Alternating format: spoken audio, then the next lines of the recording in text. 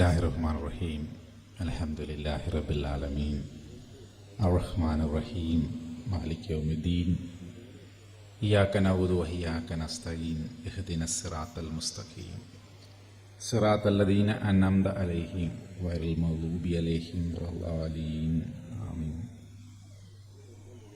ഓം യോന്ത പ്രവിശ്യ മമ വാചമിമാം പ്രസുപ്താം സഞ്ജീവയത്യഖില ശക്തിധരസ്വധാംനാം അന്യാംശ ഹസ്തചരണശ്രവണത്വഗാദീൻ. പ്രാണാൻ നമോ ഭഗവതേ പുരുഷായ തുഭ്യം. പ്രാണാൻ നമോ ഭഗവതേ പുരുഷായ തുഭ്യം. വളരെ സന്തോഷമുണ്ട് ഇങ്ങനത്തെ ഒരു വേദിയിൽ പങ്കെടുക്കാൻ. ഇന്നിപ്പോൾ ഇവിടെ ഒരു ചാരിറ്റബിൾ ട്രസ്റ്റുമായി ബന്ധപ്പെട്ട് അതിൻ്റെ പ്രവർത്തനങ്ങളുടെ ഉദ്ഘാടനവുമായി ബന്ധപ്പെട്ട് ഇത്തരമൊരു പരിപാടി സംഘടിപ്പിച്ചിരിക്കുകയാണ്. ആലപ്പുഴ ജില്ലയിലെ വണ്ടാനം എന്ന് പറഞ്ഞ സ്ഥലത്തുനിന്ന് കുറച്ചും കൂടി മാറിയിട്ടാണ് ഈ ഒരു ട്രസ്റ്റ് പ്രവർത്തിക്കാൻ ഉദ്ദേശിക്കുന്നത്. എങ്കിലും അതിൻ്റെ ഉദ്ദേശങ്ങളും ലക്ഷ്യങ്ങളും ഒക്കെ അറിഞ്ഞപ്പോൾ അതിൻ്റെ പിന്നിലെ ആത്മീയതയുടെ സഹായ സഹകരണങ്ങൾ, ആത്മീയതയുടെ ലക്ഷ്യങ്ങളെല്ലാം അറിഞ്ഞപ്പോൾ വളരെ സന്തോഷം തോന്നുകയുണ്ടായി. സ്വാഗത പ്രാസംഗികൻ മുതൽ തൊട്ടു മുമ്പ് സംസാരിച്ച വ്യക്തിത്വങ്ങളെല്ലാം നമ്മളോട് പറഞ്ഞ ഒരു കാര്യമുണ്ട്. ഇത്തരം പ്രവർത്തനങ്ങൾ കാലഘട്ടത്തിൻ്റെ ആവശ്യമാണ്. ഇത്തരം കാര്യങ്ങളാണ് ഈ കാലഘട്ടത്തിൽ കൂടുതൽ പ്രോത്സാഹിപ്പിക്കപ്പെടേണ്ടത് എന്നവരൊക്കെ പറയേണ്ട സത്യമാണ്. ഇത്തരം കാര്യങ്ങൾ ഈ കാലഘട്ടത്തിന് എല്ലാ കാലഘട്ടത്തിലും ആവശ്യമായിരുന്നെങ്കിലും ഈ കാലഘട്ടത്തിൽ കുറച്ചധികം ആവശ്യമാണ് എന്ന അഭിപ്രായം എനിക്കുമില്ലാതില്ല. കാരണം മതം അപ്രസക്തമാണ് എന്ന് തെളിയിക്കാനായി ബോധപൂർവമായ ശ്രമങ്ങൾ തുടങ്ങിയിട്ട് ഒരുപാട് കാലങ്ങളായി. അതിൻ്റെ ഏകദേശം ആ ഒരു പ്രൊജക്റ്റിൻ്റെ അവസാനത്തിലേക്കാണ് നമ്മൾ അടുത്തുകൊണ്ടിരിക്കുന്നത്. ഏകദേശം ഒരു 100 വർഷങ്ങൾക്ക് മുമ്പെങ്കിലും ഇത്തരമൊരു അജണ്ടയുമായി ലോകത്തിലെ ചില ശക്തികൾ, ചില ആളുകൾ, ചില വ്യക്തികളും എല്ലാം ഉൾപ്പെട്ടുകൊണ്ട് നിൽക്കുന്ന ഒരു വലിയ സംഘടന അല്ലെങ്കിൽ ഒരു വലിയ സംഘം നിലവിലുള്ള മതങ്ങളെ അപ്രസക്തമാക്കണമെന്ന് തീരുമാനിക്കുകയുണ്ടായി. അതിൽ പ്രധാനപ്പെട്ട് അവർ എടുത്തുദ്ദേശിച്ച മതങ്ങൾ ഏതാണെന്ന് ചോദിച്ചു കഴിഞ്ഞാൽ ഒന്നാമതായി ഇസ്ലാമിനെയാണ്. കാരണം ഇസ്ലാമിൻ്റെതായ ഒരുപാട് പ്രത്യേകതകൾ ഒരു സാമൂഹ്യ ശാസ്ത്രജ്ഞൻ്റെ ഭാഗത്തു നിന്ന് നോക്കുമ്പോൾ ഉണ്ട് എന്നുള്ളത് വാസ്തവമാണ്. അതൊരു വിശ്വാസത്തിൻ്റെ ഭാഗത്തു നിന്ന് കാണുന്നതിനേക്കാൾ അപ്പുറം സമൂഹത്തിൽ അതുണ്ടാക്കുന്ന ഗുണങ്ങളെക്കുറിച്ച് ചിന്തിക്കുമ്പോൾ സാമൂഹ്യ ശാസ്ത്രജ്ഞന്മാർ അതാണ് വിഷയം കൊണ്ടുവരിക. ഒരു സോഷ്യൽ ആന്ത്രോപോളജിസ്റ്റിൻ്റെയൊക്കെ അല്ലെങ്കിൽ സോഷ്യൽ സയൻറ്റിസ്റ്റിൻ്റെയൊക്കെ ഭാഗത്തു നിന്ന് നോക്കുമ്പോൾ ഇസ്ലാമിൻ്റെതായ ഒരു തത്വസംഹിതയുണ്ട്,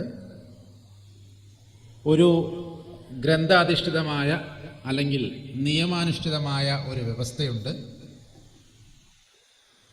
അതിൽ മതം എന്ന നിലയിൽ അതിനെ വ്യത്യസ്തമാക്കുന്ന പല ഘടകങ്ങളുണ്ട്. അതേപോലെ തന്നെ അതിനൊരു സാമൂഹിക കാഴ്ചപ്പാടുമുണ്ട്. ഉദാഹരണത്തിന് ഇസ്ലാമിക സാമ്പത്തിക ശാസ്ത്രം, ഇസ്ലാമുമായി ബന്ധപ്പെട്ട് നിൽക്കുന്ന സക്കാത്ത്, സദക്ക പോലുള്ള വിനിയോഗ മാർഗങ്ങളെ ധനസമ്പാദനവും അതിനുശേഷം സമൂഹത്തിലേക്ക് തിരിച്ചു കൊടുക്കേണ്ടതുമായ ഘടകങ്ങളെക്കുറിച്ച് കൃത്യമായും ഏറ്റവും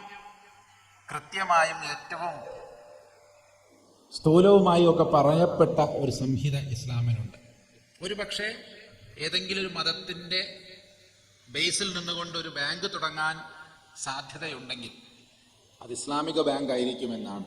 അങ്ങനെയുള്ള ചില പദ്ധതികളൊക്കെ കേരളത്തിലും അവിടെ ഇവിടെയൊക്കെ തുടങ്ങിയതായിട്ടും അത് വിജയിച്ചോ എന്നൊന്നും എനിക്ക് അറിഞ്ഞുകൂടാ. പക്ഷെ അതൊക്കെ തുടങ്ങിയതായും അത്തരം ചിന്തകൾ നടക്കുന്നതായും ഒക്കെ മനസ്സിലാക്കിയിട്ടുണ്ട്.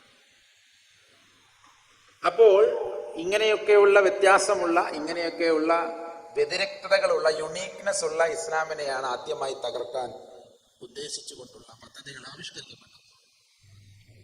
രണ്ടാമതായി ലോകത്തിലെ തന്നെ ഏറ്റവും ആളുകൾ പിന്തുടരുന്ന, ലോകത്തിൽ തന്നെ ഏറ്റവും ആളുകൾ ജനസംഖ്യാപരമായി പിന്തുടരുന്ന മതമാണ് ക്രിസ്തു മതം. അതുകൊണ്ട് തന്നെ സാധാരണ ഒരുപാട് ആളുകളുടെ സെന്റിമെന്റ്സ്, ഒരുപാട് റിലീജിയസ് സെന്റിമെന്റ്സ് എന്ന് പറയുന്നത് ക്രിസ്തു മതവുമായി ബന്ധപ്പെട്ടതാണ്. അതുകൊണ്ട് ഇസ്ലാമിന്റെ തകർച്ചയോടൊപ്പം ക്രിസ്തു മതത്തിന്റെ തകർച്ചയും പൂർണ്ണമാക്കണം. പിന്നീട് മറ്റനേകം മതങ്ങൾ പറയാനുണ്ടെങ്കിലും പിന്നീട് ഏറ്റവും കൂടുതൽ ഇതിനു വേണ്ടി തെരഞ്ഞെടുക്കപ്പെട്ട, ഇല്ലാതെയാക്കണമെന്ന് ആഗ്രഹിച്ച് തെരഞ്ഞെടുക്കപ്പെട്ട ഒരു മതമാണ് ഹിന്ദുമതം. കാരണം ലോകത്തിലെ തന്നെ ഏറ്റവും വലിയ ജനസംഖ്യയിൽ 2ാം സ്ഥാനത്ത് നിൽക്കുകയും മതേതര കാഴ്ചപ്പാടോടുകൂടി ഒരു രാജ്യത്തെ മുന്നോട്ട് നയിക്കാൻ പ്രാപ്തമായ, അല്ലെങ്കിൽ ഹിന്ദുമതത്തിൻ്റെ യഥാർത്ഥമായ ആ സൗരഭ്യം അല്ലെങ്കിൽ അതിൻ്റെ പഠിപ്പിക്കലുകൾ പുലർന്നാൽ ഒരു പക്ഷേ സ്വാതന്ത്ര്യം ലഭിച്ചേക്കാവുന്ന ഇന്ത്യക്ക്, ഞാൻ ഈ പറയുന്നൊരു 100 കൊല്ലം മുമ്പുള്ള ചർച്ചകളാണ്. അന്ന് ഇന്ത്യ സ്വാതന്ത്ര്യമായിട്ടില്ല, നമുക്ക് 60-70 വർഷമൊക്കെ ആയിട്ടുള്ളൂ എന്ന് നമുക്കൊക്കെ അറിയാം. ഏകദേശം 70-നോടടുത്ത കൊല്ലങ്ങളെ നമുക്ക് സ്വാതന്ത്ര്യം ലഭിച്ചിട്ടുള്ളൂ. അതിൻ്റെയും ഏകദേശം 30, 35, 40 വർഷം മുമ്പാണ് ഈ ചർച്ചകൾ നടക്കുന്നത്. കൃത്യമായ ഹിന്ദുമതത്തിൻ്റെ അല്ലെങ്കിൽ ഹിന്ദു തത്വസംഹിതകളുടെ, ഭാരതീയ അധ്യാത്മിക ശാസ്ത്രത്തിൻ്റെ പിൻബലത്തോടു കൂടിയുള്ള ഒരു സംഹിത ഇവിടെ വന്നു കഴിഞ്ഞാൽ ഒരുപക്ഷെ ലോകത്തിലെ തന്നെ ഏറ്റവും വലിയ ജനാധിപത്യ രാഷ്ട്രമായി, മതേതര രാഷ്ട്രമായി, വലിയ ഒരു ഒരു മാതൃകയായി ഇന്ത്യ മാറുമെന്ന ഭയമുള്ളവരായിരുന്നു അവർ. ഇവിടെയാണ് ഇന്നത്തെ ഈ ഒരു വിഷയവുമൊക്കെയായി ബന്ധപ്പെട്ട് എനിക്ക് കുറച്ച് കാര്യങ്ങൾ പറയാനുള്ളത്. എന്താണ് ഇന്നത്തെ കാലഘട്ടത്തിൽ സംഭവിച്ചുകൊണ്ടിരിക്കുന്നത്? അതായത് ആരൊക്കെ കൃത്യമായി ഫണ്ടിറക്കി ഇതിനെ നശിപ്പിക്കാൻ ഒരു പദ്ധതി ഇട്ടോ അവരുടെയൊക്കെ ആഗ്രഹങ്ങളാണ്, അല്ലെങ്കിൽ അവരുടെയൊക്കെ ഇഷ്ടങ്ങളാണ്, അല്ലെങ്കിൽ അവരുടെയൊക്കെ ഉദ്ദേശങ്ങളാണ് ഇവിടെയൊക്കെ പൂവണിഞ്ഞുകൊണ്ടിരിക്കുന്നത്. ഏതിലൂടെ? മതങ്ങളിൽ തന്നെയുള്ള സ്പർദ്ധകളുടെ രൂപത്തിൽ. അതായിരുന്നു ഏറ്റവും നല്ലത്. ഞാൻ ഈ പറയുന്നത് നിങ്ങൾ എൻ്റെ മുമ്പിലിരിക്കുന്ന എത്രയോ ആൾക്കാർക്ക് മനസ്സിലാകുമെന്നൊന്നും എനിക്ക് അറിഞ്ഞുകൂടാ. എനിക്ക് തോന്നുന്നു ഇത് ലൈവിലൊക്കെ അല്ലെങ്കിൽ ആരെങ്കിലുമൊക്കെ മൊബൈലിലൊക്കെ പിടിക്കുകയോ അല്ലെങ്കിൽ ലൈവ് പോകുന്നുണ്ടെങ്കിൽ അതൊക്കെ നാളെ ആരെങ്കിലുമൊക്കെ കേട്ട് മനസ്സിലാക്കാൻ സാധ്യതയുണ്ട്. അതുകൊണ്ടാണ് ഇത്രയും വിശദമായി ഞാനതൊന്ന് പറയാമെന്ന് വിചാരിക്കുന്നത്. കാരണം മതത്തെ ഇല്ലാതെയാക്കാൻ ഏറ്റവും നല്ല ഒരു മാർഗമെന്ന് പറയുന്നത് അതാത് മതത്തിൻ്റെ ഉള്ളിലുള്ളവരെ തന്നെ വിഭാഗീയതയെ സൃഷ്ടിച്ചുകൊണ്ട് അവർ തമ്മിൽ ഇതൊരു തീരുമാനമാക്കാൻ കാത്തു നിൽക്കുക എന്നുള്ള നല്ല ഒരു സോഷ്യൽ എഞ്ചിനീയറിങ്ങിൻ്റെ ഭാഗമായിട്ടാണ്. അതുവരെയും നമുക്കൊരു 100 വർഷം, 150 വർഷം അല്ലെങ്കിൽ 100 വർഷത്തിൻ്റെ കാലഘട്ടത്തിൽ നമ്മൾ നോക്കുകയാണെങ്കിൽ മതങ്ങളിൽ വലിയ വിഭാഗീയ ചിന്തകൾ വന്നു തുടങ്ങിയിട്ടില്ല. ക്രിസ്തു മതത്തിലാണെങ്കിൽ തന്നെ കത്തോലിക്ക വിഭാഗമായിരുന്നു കൂടുതൽ മുന്നോട്ട് പോയിക്കൊണ്ടിരുന്നത്.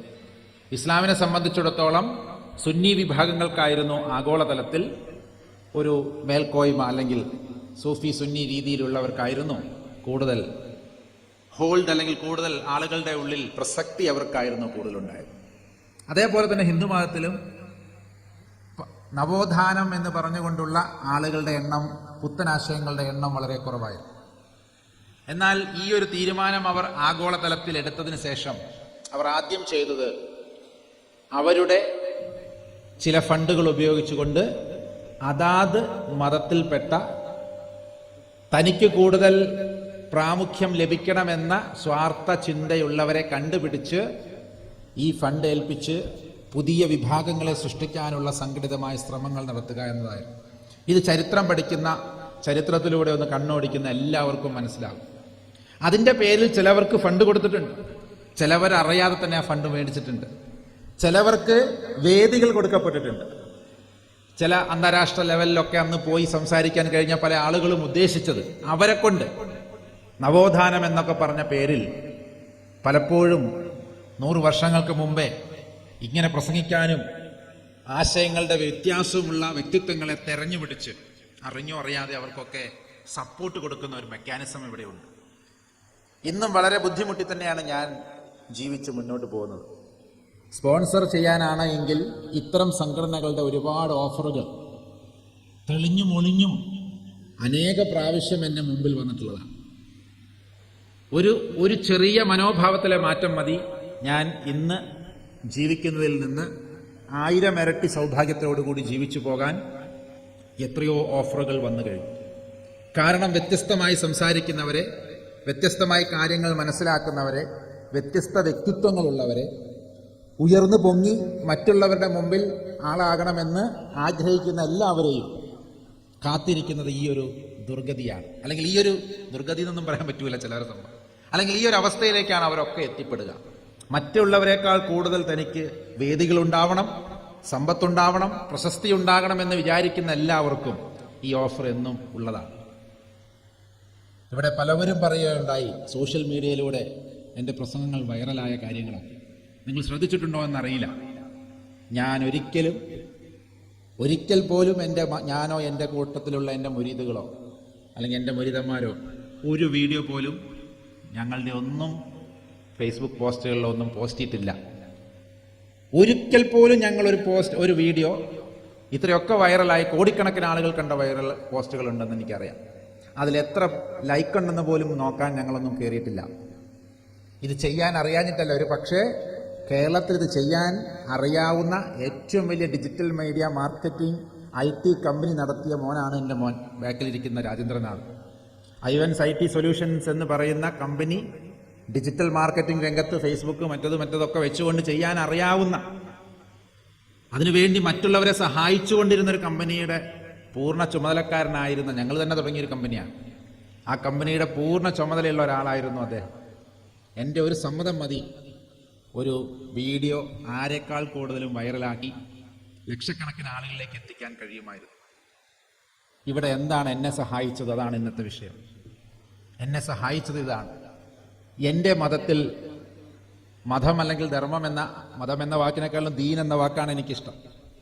ദീൻ എന്ന വാക്കിൻ്റെ അർത്ഥം ധർമ്മമാണ്.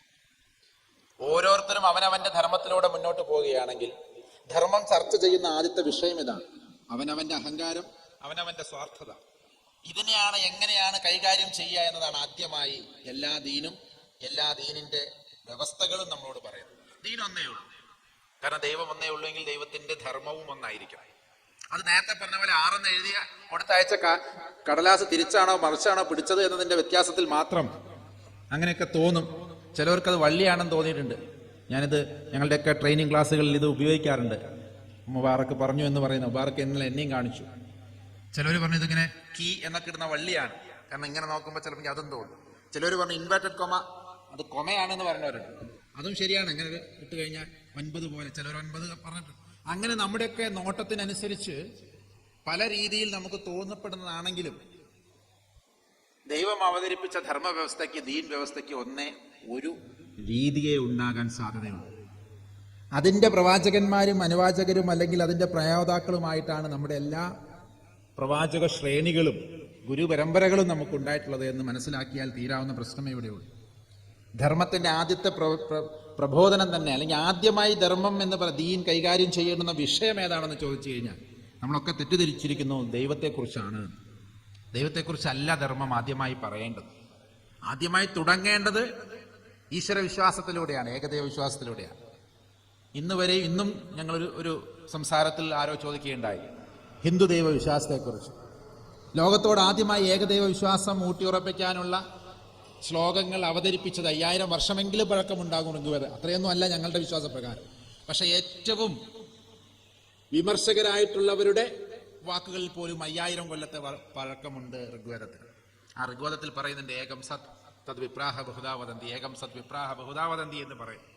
കൃത്യമായി ഏകദൈവ സിദ്ധാന്തം കൃത്യമായി ലോകത്തിനോട് പറഞ്ഞത് ഹിന്ദു മതത്തിൽ തുടങ്ങുന്നു. എന്നാൽ മക്കയിലുണ്ടായിരുന്ന വിഗ്രഹാരാധകരെ നമ്മൾ മറ്റൊരു ചിത്രമാണ്. അതുകൊണ്ടാണ് ഖുർആനിന്റെ ഭാഷ അവരോടായതുകൊണ്ടാണ് വിഗ്രഹാരാധകരോടും മറ്റൊരു സമീപനം സ്വീകരിക്കാൻ നബിയും അദ്ദേഹത്തിന്റെ അനുചരന്മാരും മറ്റൊരു രീതി ചെയ്തതെന്ന് നിങ്ങൾ മനസ്സിലാക്കണം.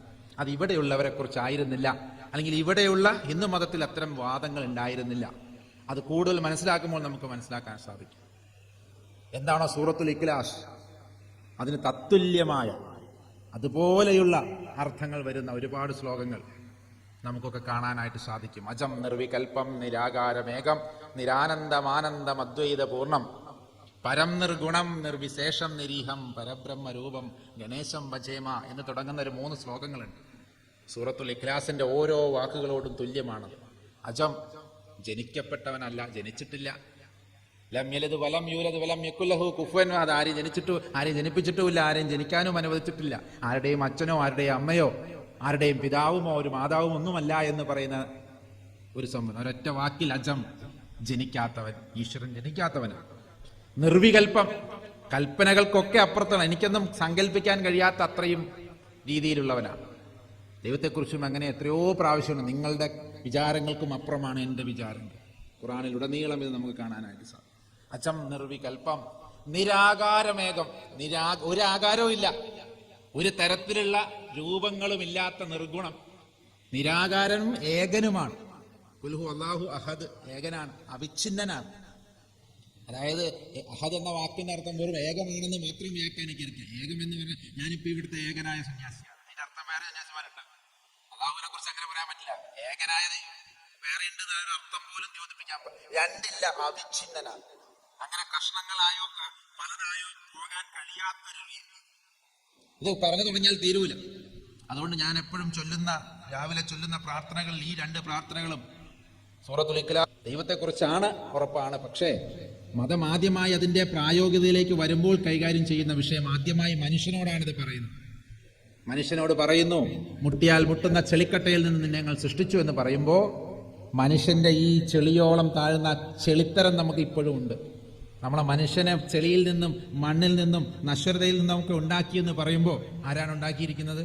അല്ലാഹു നൂറു സമാവാതി വൽ അർള്, ലോകങ്ങളുടെയും ആകാശഭൂമികളുടെയും സർവത്തിൻ്റെയും പ്രകാശമായിരിക്കുന്ന ദൈവം മനുഷ്യനെ ഉണ്ടാക്കാൻ തീരുമാനിച്ചത് ചെളിയിൽ നിന്നാണ്, മണ്ണിൽ നിന്നാണ്. അതെല്ലാ മതങ്ങളും അങ്ങനെയാണ് പറയുന്നത്, എല്ലാ ശാസ്ത്രവും അതാണ് പറയുന്നത്. അതുകൊണ്ടാണ് മരിച്ചു കഴിഞ്ഞ് കുഴിച്ചിടുമ്പോൾ ആ മണ്ണിലേക്ക് അത് ലയിച്ച് തീരാനുള്ള കാരണം അതാണ്. മണ്ണിൽ നിന്നല്ലാത്തൊരു വസ്തു മണ്ണിൽ ലയിക്കില്ല, പ്ലാസ്റ്റിക് ലയിക്കില്ല. മറ്റു പല സംഗതികളും കെമിക്കലിലൂടെ പുതിയതായി ഉണ്ടാക്കപ്പെട്ട സംഗതികളൊന്നും, ദൈവം ഉണ്ടാക്കാത്ത പ്രകൃതി വസ്തുക്കളൊന്നും മണ്ണിൽ ലയിക്കില്ല. 400 കൊല്ലം 500 കൊല്ലം 1000 കൊല്ലമൊക്കെ പ്ലാസ്റ്റിക് കിടക്കുന്ന പറയുന്നത്. പക്ഷെ ദൈവം ഉണ്ടാക്കിയത് ഈ മണ്ണിൽ നിന്നായതുകൊണ്ടാണ് നമ്മളൊക്കെ മണ്ണിൽ ലയിച്ചു പോകുന്നത്. ആ മണ്ണ് എന്ന് പറയുന്നത് ഒരു പ്രതീകവും കൂടിയാണ് നശ്വരതയുടെ. ചിലർ പറയും ചളി പറയരുതെന്ന് പറയില്ലേ, ഞങ്ങളുടെ ചില നാട്ടിലൊക്കെ അങ്ങനെ പറയാറുണ്ട്. ചളി എന്ന് പറഞ്ഞു കഴിഞ്ഞാൽ വൃത്തികേട് അല്ലെങ്കിൽ ബോറടിപ്പിക്കുന്ന കാര്യങ്ങൾ എന്നൊക്കെയാണ്. ഈ ഒരു നേച്ചറോട് കൂടിയിട്ടാണ് മനുഷ്യനെ ദൈവം സൃഷ്ടിച്ചിരിക്കുന്നത്. അപ്പോൾ ആ മനുഷ്യനോട് ആദ്യം എന്ത് പറയണം? നിന്നേക്കാൾ വലിയ ജീവിവർഗങ്ങളെ ഞാൻ സൃഷ്ടിച്ചിട്ടുണ്ട്. മാലാഖമാരുടെ രൂപത്തിൽ, മലക്കുകളുടെ രൂപത്തിൽ, ജിന്നുകളുടെ രൂപത്തിൽ, കിംപുരുഷ ദേവ ഗന്ധർവന്മാരുടെയൊക്കെ രൂപത്തിൽ. അത് പല രീതിയിലാണ് പറഞ്ഞത്. അതൊക്കെ ഒന്ന് തന്നെയാണെന്നുള്ളതാണ് നമ്മൾ മനസ്സിലാക്കേണ്ടത്. അവരെയൊക്കെ ഉണ്ടാക്കിയിരിക്കുന്ന പ്രകാശം കൊണ്ടാണ്. ദൈവം സത്യത്തിൽ ഉണ്ടാക്കിയിരിക്കുന്നത് ദൈവത്തിന്റെ എന്തെങ്കിലും സാദൃശ്യത്തിലാണ്. എന്തെങ്കിലും ഉണ്ടാക്കിയിട്ടുണ്ടെങ്കിൽ അത് ദേവന്മാർ, ദിവ് ധാതു, ദിവ് എന്ന് പറഞ്ഞു കഴിഞ്ഞാൽ പ്രകാശം എന്നാണ്. ഈ മാലാഖമാരെയും മലക്കുകളെയും ജിന്നുകളെയും ഉണ്ടാക്കിയിരിക്കുന്ന ദൈവത്തിന്റെ ഏത് പ്രകാശ കണകകളാണോ അത് വെച്ചിട്ടാണ്. എന്നാൽ മനുഷ്യൻ എന്ന് പറയുന്ന ദൈവത്തിന്റെ ഖലീഫയെ, ആദം സന്തതികളെ നിങ്ങളെ എൻ്റെ ഖലീഫയായിട്ടാണ്, എൻ്റെ പ്രതിനിധിയായിട്ടാണ്. അല്ലേ, പ്രതിനിധി എന്ന് പറഞ്ഞാൽ എന്താ? ഞാനിപ്പോൾ ഏതെങ്കിലും ഇന്ത്യ ഗവൺമെന്റിന്റെ ഒരു പ്രതിനിധിയായി പുറത്തു പോയി കഴിഞ്ഞാൽ, ഞാൻ എപ്പോഴും പറയാറുള്ളൊരു ഇതാണ്, എന്നോട് 1 മുതൽ 10 വരെയുള്ള എണ്ണൽ സംഖ്യ അവിടെ പറഞ്ഞിട്ട് വരാനാണ് എന്നോട് പറഞ്ഞതെങ്കിൽ ഞാൻ എന്ത് ചെയ്യണം? എനിക്ക് 100 വരെ എണ്ണാൻ അറിയുമെങ്കിലും ഞാൻ 10 വരെ പറയാൻ പാടുള്ളൂ. കാരണം ഞാൻ ആരുടെ പ്രതിനിധിയാണ്? എന്നെ അയച്ചവന്റെ പ്രതിനിധിയാണ്. അതിലപ്പുറത്തേക്ക് പറയാൻ എനിക്ക് അർഹതയില്ല. അതുകൊണ്ട് വന്നിട്ടുള്ള എല്ലാ പ്രവാചകന്മാരും മനുഷ്യകുലത്തിൽ നിന്ന് ഇന്ന് വരെ ജിന്നുകളുടെ ഇടയിൽ നിന്നോ മൃഗങ്ങളുടെ ഇടയിൽ നിന്നോ നമുക്കൊരു പ്രവാചകനെ ഉണ്ടായിട്ടില്ല. അല്ലെങ്കിൽ അവർക്കതിൻ്റെ ആവശ്യമില്ല. ഒന്നില്ലെങ്കിൽ അവർ സദാ ദൈവത്തിന്റെ അനുസരണയിലും ഇസ്ലാമിലും നിലനിൽക്കുന്ന മൃഗങ്ങളും ചെടികളുമൊക്കെ അങ്ങനെ നിലനിൽക്കുന്നവരാണ്. അവർക്ക് മറ്റൊരു പ്രബോധനത്തിന്റെ ആവശ്യമില്ല. ഏത് കാലത്തോളം തെങ്ങിൽ തേങ്ങ മാത്രം കായ്ക്കുന്നു, ഏത് കാലത്തോളം കാരക്ക മരത്തിൽ കാരക്ക മാത്രം, ഈന്തപ്പനയിൽ ഈന്തപ്പഴം മാത്രം കായ്ക്കുന്നുവോ അത്രത്തോളം കാലഘട്ടം അത് ഇസ്ലാമാണ്. അങ്ങനെയുള്ള വിവക്ഷയാണ് ഇവിടുത്തെ ഖുറാനിക പണ്ഡിതന്മാർ നമ്മുടെ മുമ്പിൽ അവതരിപ്പിച്ച് കാണിച്ചിട്ടുള്ളത്. കാരക്കമരം ഇസ്ലാമാണെന്ന് നബി പറഞ്ഞതായി സല്ലല്ലാഹു അലൈഹി വസല്ലം തങ്ങൾ പറഞ്ഞതായി നമുക്കൊക്കെ അറിയാം. ആരൊക്കെയാണ് ഇസ്ലാം എന്ന് ചോദിച്ചപ്പോൾ ഏറ്റവും ഉദാത്തമായ കാണിച്ചു കൊടുത്തത് കാരക്കമരത്തിനെയാണ്, അല്ലെങ്കിൽ ഈന്തപ്പനയാണ്. കാരണം അതിന്മേൽ ഇന്ന് വരെ തെങ്ങുണ്ടായിട്ടില്ല, തേങ്ങ ഉണ്ടായിട്ടില്ല. മാവ് മരത്തിൽ ഒരിക്കലും മാങ്ങയല്ലാണ്ട് തേങ്ങ ഉണ്ടാവില്ല. ഒരർത്ഥത്തിൽ അവരെല്ലാം ദൈവികമായ ആ കൃത്യതയിൽ പോകുന്നു, ദീനിൽ പോകുന്നത് കൊണ്ട് അവർ അത് തന്നെയാണ്. അതുകൊണ്ട് അവർക്ക് ഓർമ്മപ്പെടുത്തലുകാരെ വരേണ്ട ആവശ്യമില്ല, ഓർമ്മപ്പെടുത്തലുകാർ ആവശ്യമില്ലാത്ത ജീവിവർഗങ്ങൾ.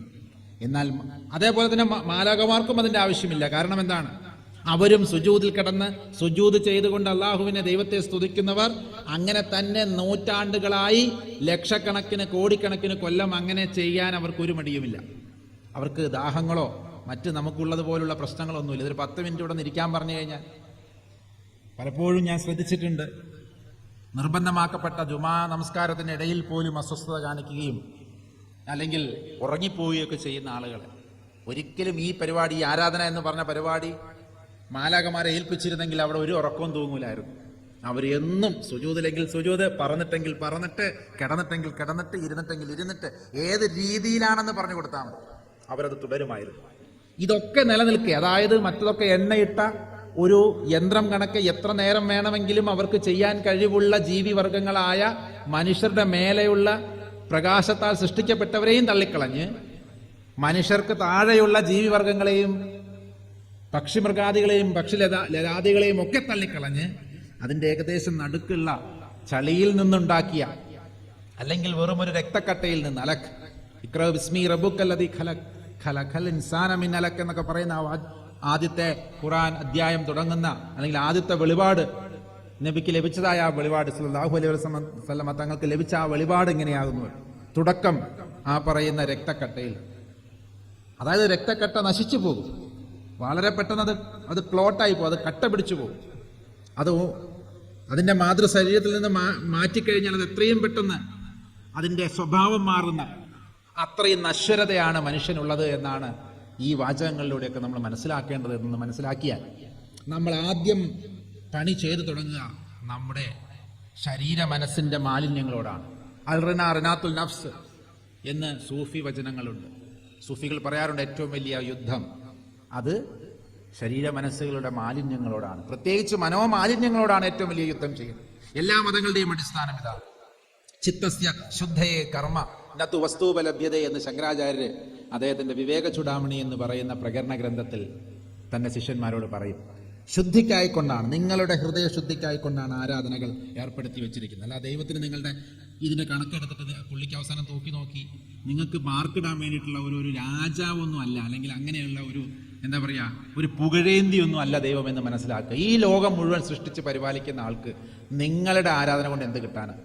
നിങ്ങളങ്ങ് ആരാധിച്ചില്ലെങ്കിൽ, അങ്ങനെ ചിലർ പറയാമല്ലോ, നീയൊന്നും തന്നില്ലെങ്കിൽ ഞാനൊക്കെ ഒന്നും ആവില്ല എന്ന് പറയുന്ന ഒരു മുതലാളിക്ക് പോലും ഇല്ലേ, നിങ്ങളുടെ നാട്ടിലെ ഏറ്റവും വലിയ മുതലാളിക്ക് പോലും നിങ്ങൾ കൊണ്ട് ഒന്നും കൊടുത്തില്ലെങ്കിലും അയാൾ സുഖമായിട്ട് ജീവിക്കും.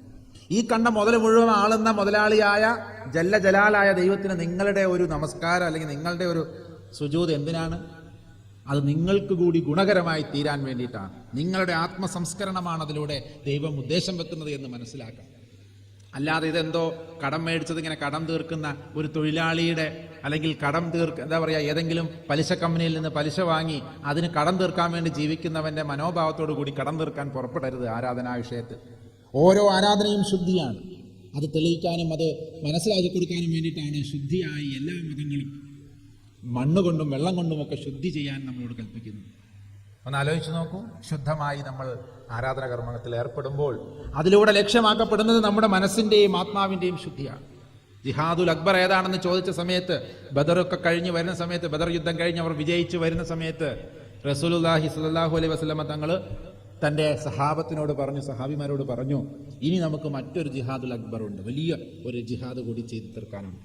എല്ലാവർക്കും സന്തോഷമായി. അതെന്നാണ്, എവിടെയാണ്, ആരോടാണ് എന്ന് ചോദിച്ചപ്പോൾ പറഞ്ഞു, അത് ഐഹികമല്ല, അത് ഈ ലോകവുമായി ബന്ധപ്പെട്ടതെന്ന് ഞാൻ ഉദ്ദേശിച്ചിട്ടില്ല. ഇനി ഒരു വർഗത്തെയും കൊല്ലാനല്ല ഞാൻ ഉദ്ദേശിച്ചത്. അത് നിങ്ങളുടെ ഉള്ളിൽ തന്നെയുള്ള അശുദ്ധികളോട്, മനസ്സിനോട്, മനോമാലിന്യങ്ങളോടാണ് ജിഹാദുൽ അക്ബർ എന്ന് പ്രഖ്യാപിച്ച റസൂലുള്ളാഹി നമ്മൾ മറക്കാനുള്ള കാരണം എന്താണ്? ദീൻ അവിടെ തുടങ്ങുന്നു. നമുക്കൊരു ലക്ഷ്യം തന്നിട്ടുണ്ട്. ദൈവത്തിൻ്റെ ഖലീഫയായി ഈ ലോകത്തിൽ വേണ്ടുന്ന പ്രവർത്തികൾ നൽകുക, ചെയ്യുക എന്നതിന് ദൈവം ക്വാളിഫിക്കേഷൻ, എൻട്രൻസ് ടെസ്റ്റ് വെച്ചിട്ടുണ്ട്. ലോകത്തിൽ ഒരുപക്ഷെ ആദ്യത്തെ എൻട്രൻസ് ടെസ്റ്റ് എന്ന സംവിധാനം കൊണ്ടുവന്നത് ഒരുപക്ഷെ ദൈവമാണ്. ഇന്നാണ് ഇപ്പോൾ വളരെ അടുത്ത്, ഞാനൊക്കെ പഠിക്കുന്ന കാലത്ത് പോലും എൻട്രൻസ് ടെസ്റ്റ് ഇത്ര അങ്ങോട്ട് കോമൺ ആയിട്ട് വരുന്നേ ഉള്ളൂ. അതിൻ്റെ കുറച്ചു കാലം മുമ്പ് വരെ നല്ല മാർക്കുള്ളവനെ വിളിച്ച് കൊണ്ടുപോയി ഡോക്ടറും എഞ്ചിനീയറും വക്കീലും ഒക്കെ ആക്കുന്ന കാലഘട്ടം ഉണ്ടായിരുന്നു. എന്നാൽ എത്രയോ കാലങ്ങൾക്ക് മുമ്പ് തന്നെ ഇതിനൊരു പരീക്ഷയും പരീക്ഷണവും വെച്ചുകൊണ്ടാണ് ദൈവം ഇതിനെ ആളുകളെ തെരഞ്ഞെടുത്തിരുന്നത്. ഒന്ന് ആലോചിച്ച് നോക്കൂ. ആ രീതിയിലേക്ക് മനോമാലിന്യങ്ങളെ സംസ്കരിക്കാൻ, തൻ്റെ അഹങ്കാരം തനിക്ക് പൊന്തണം, തൻ്റെ പ്രഭാഷണം കേൾക്കാൻ ആയിരങ്ങൾ തടിച്ചുകൂടണം, തനിക്ക് അതിന് തക്കതായ പ്രതിഫലം ലഭിക്കണം എന്നൊക്കെയുള്ള ആഗ്രഹങ്ങൾ ഉള്ളവരെയാണ് ദീൻ എന്ന് പറയുന്നതിൽ നിന്ന് ആദ്യം പിടിക്കപ്പെടുക. അങ്ങനെയുള്ളവരാണ് ഇതിൽ ആദ്യം പെടുക. അതുകൊണ്ട് ഞാൻ എപ്പോഴും ദൈവത്തെ സ്തുതിക്കാറുണ്ട്, ദൈവമേ ഇത്തരത്തിലുള്ള പരീക്ഷണങ്ങളിൽ നിന്ന് എന്നെ ഉൾപ്പെടുത്തരുത്.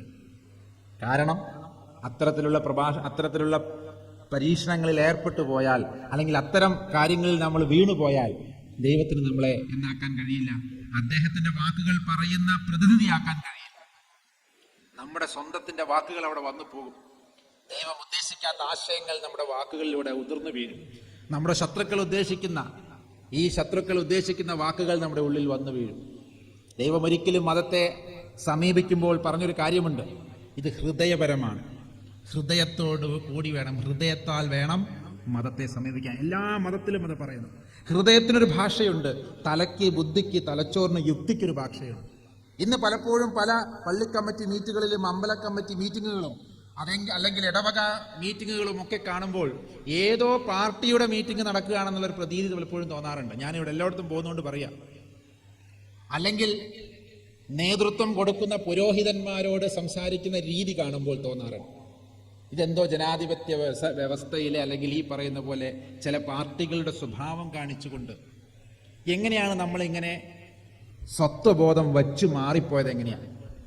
പണ്ടൊക്കെ ഞാൻ എപ്പോഴും ഓർക്കാറുണ്ട്, ഞാൻ കൗൺസിലിങ്ങുമായൊക്കെ ബന്ധപ്പെട്ട് കുറച്ച് പ്രവർത്തിക്കുന്ന ഒരാളായതുകൊണ്ട് ചില കോഴ്സുകളൊക്കെ അതിന്റെ ഭാഗമായി ചില ക്ലാസ്സുകളൊക്കെ എടുക്കാറുണ്ട്. അപ്പം അത്തരം ക്ലാസ്സുകളിലൊക്കെ പല ആളുകളും വന്നിരിക്കും. ആ കൂട്ടത്തിൽ ഒരുപാട് മൗലവിമാർ, ഒരുപാട് പള്ളിയിലച്ചന്മാർ, കന്യാസ്ത്രീകൾ, സ്വാമിമാർ, പള്ളിയിലച്ചന്മാരും അങ്ങനെയുള്ളവരൊക്കെ വന്നിരിക്കാറ്. അപ്പം ഞാൻ ചോദിച്ചു, നിങ്ങളൊക്കെ നിങ്ങളുടെ വിദ്യാഭ്യാസമൊക്കെ കഴിഞ്ഞതല്ലേ? നിങ്ങളുടെ 13 വർഷത്തെ വിദ്യാഭ്യാസത്തിന് ശേഷമാണ് നിങ്ങളൊരു കത്തോലിക്ക പള്ളിയിൽ അച്ഛനാകുന്നത്. ഏകദേശം ദർസിലോതി അല്ലെങ്കിൽ സക്കാഫി, ഫൈസി, ദാരിമി, ഹുദമി, സുലമി എന്നൊക്കെ പറയുന്ന നിസാമി ഒക്കെ ആവണമെങ്കിൽ ഇവിടെ ഹസനിയുണ്ട്. ഹസനിയൊക്കെ ആവണമെന്നുണ്ടെങ്കിൽ മിനിമം ഒരു 4-5 കൊല്ലം അതിന് പിന്നാലെ കിതാബ് ഓതി തന്നെ ആവുകയുള്ളൂ. ഇതേപോലെ തന്നെ സന്യാസിയാകാനും ഒക്കെ കുറെ പഠിക്കേണ്ടതുണ്ട്. പക്ഷെ എന്തുകൊണ്ടാണ് നിങ്ങൾ ഇത്തരം ക്ലാസ്സുകളിൽ വരുന്നതെന്ന് ചോദിച്ചാൽ പറഞ്ഞു, പണ്ടത്തെ ഓത്തുകൊണ്ടും കിതാബ് കൊണ്ടൊന്നും ഇപ്പൊ കാര്യം നടക്കാതെ ആയിട്ടുണ്ട്. കാര്യം എന്താണെന്ന് ചോദിച്ചാൽ, കുത്തുബ പ്രസംഗത്തിന്റെ ഇടയിൽ എന്തെങ്കിലും ഒരു ശാസ്ത്രീയ പരാമർശത്തിലെ എന്തെങ്കിലും ഒരു മിസ്റ്റേക്ക് വന്നു കഴിഞ്ഞാൽ സലാം വീട്ടുന്നതിന് മുമ്പേ വാട്സപ്പിൽ 1000 ആൾക്കാർ കണ്ടിട്ടുണ്ടാവും. ഏതോ ഒരു മൗലിയാർ പ്രസംഗിച്ചു, ഏതോ ഒരു മൗലവി പ്രസംഗിച്ചു, ദൈവം ഇങ്ങനെ കിലോമീറ്ററുകൾ സ്പീഡിൽ വരുന്ന മഴത്തുള്ളി അതിങ്ങനെ വന്ന് എവിടെയോ ആകാശത്തിന്റെ ഏതോ വിധാനത്തിൽ വെച്ച് അതിന്റെ സ്പീഡ് ദൈവം കുറയ്ക്കുന്നുണ്ട്, അല്ലാഹു തആല കുറയ്ക്കുന്നുണ്ട്. അത് നിങ്ങളുടെ തലയിലേക്ക് പതിക്കുന്നത് വളരെ മൃദുവായിട്ടാണ്. അതുകൊണ്ട് നിങ്ങളൊക്കെ അൽഹംദുലില്ലാ ദൈവത്തെ സ്തുതിച്ചോളി എന്ന് അദ്ദേഹം ഉദ്ദേശിച്ചിട്ടുള്ളൂ. പക്ഷെ അയാൾ പറഞ്ഞ കൂട്ടത്തിൽ അതിന്റെ സ്പീഡൊക്കെ പറഞ്ഞുപോയി, ഏതോ 1000 കിലോമീറ്റർ ഉണ്ട് എന്നൊക്കെ പറഞ്ഞുപോയി.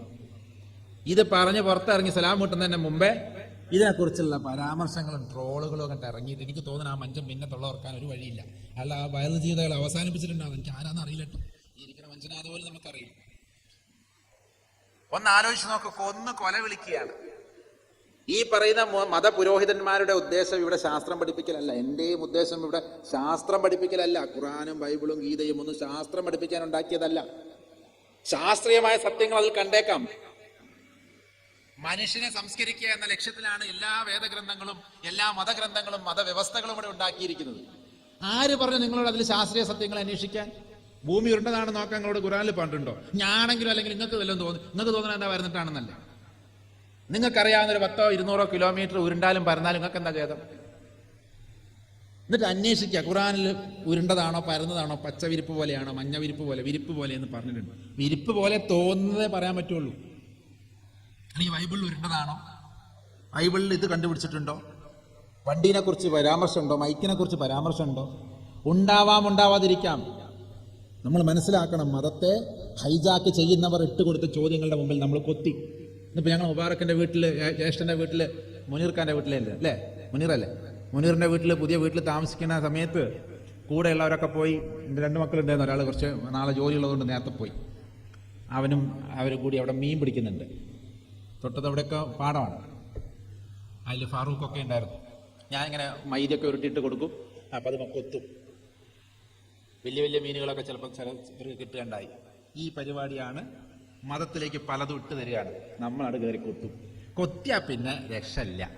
വലിച്ചു കയറ്റും. അപൂർവം ചില ഭാഗ്യവാന്മാർ സ്ലിപ്പായി പോയിട്ടുമുണ്ട്.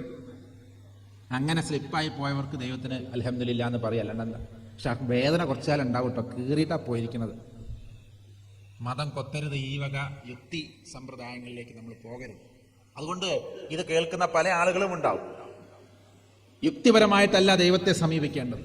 നിങ്ങളുടെ യുക്തിക്ക് ഒതുങ്ങുന്ന വസ്തുവല്ല ദൈവം. ദൈവത്തിന് നിങ്ങളുടെ യുക്തിക്ക് നിരക്കാവുന്നതല്ല.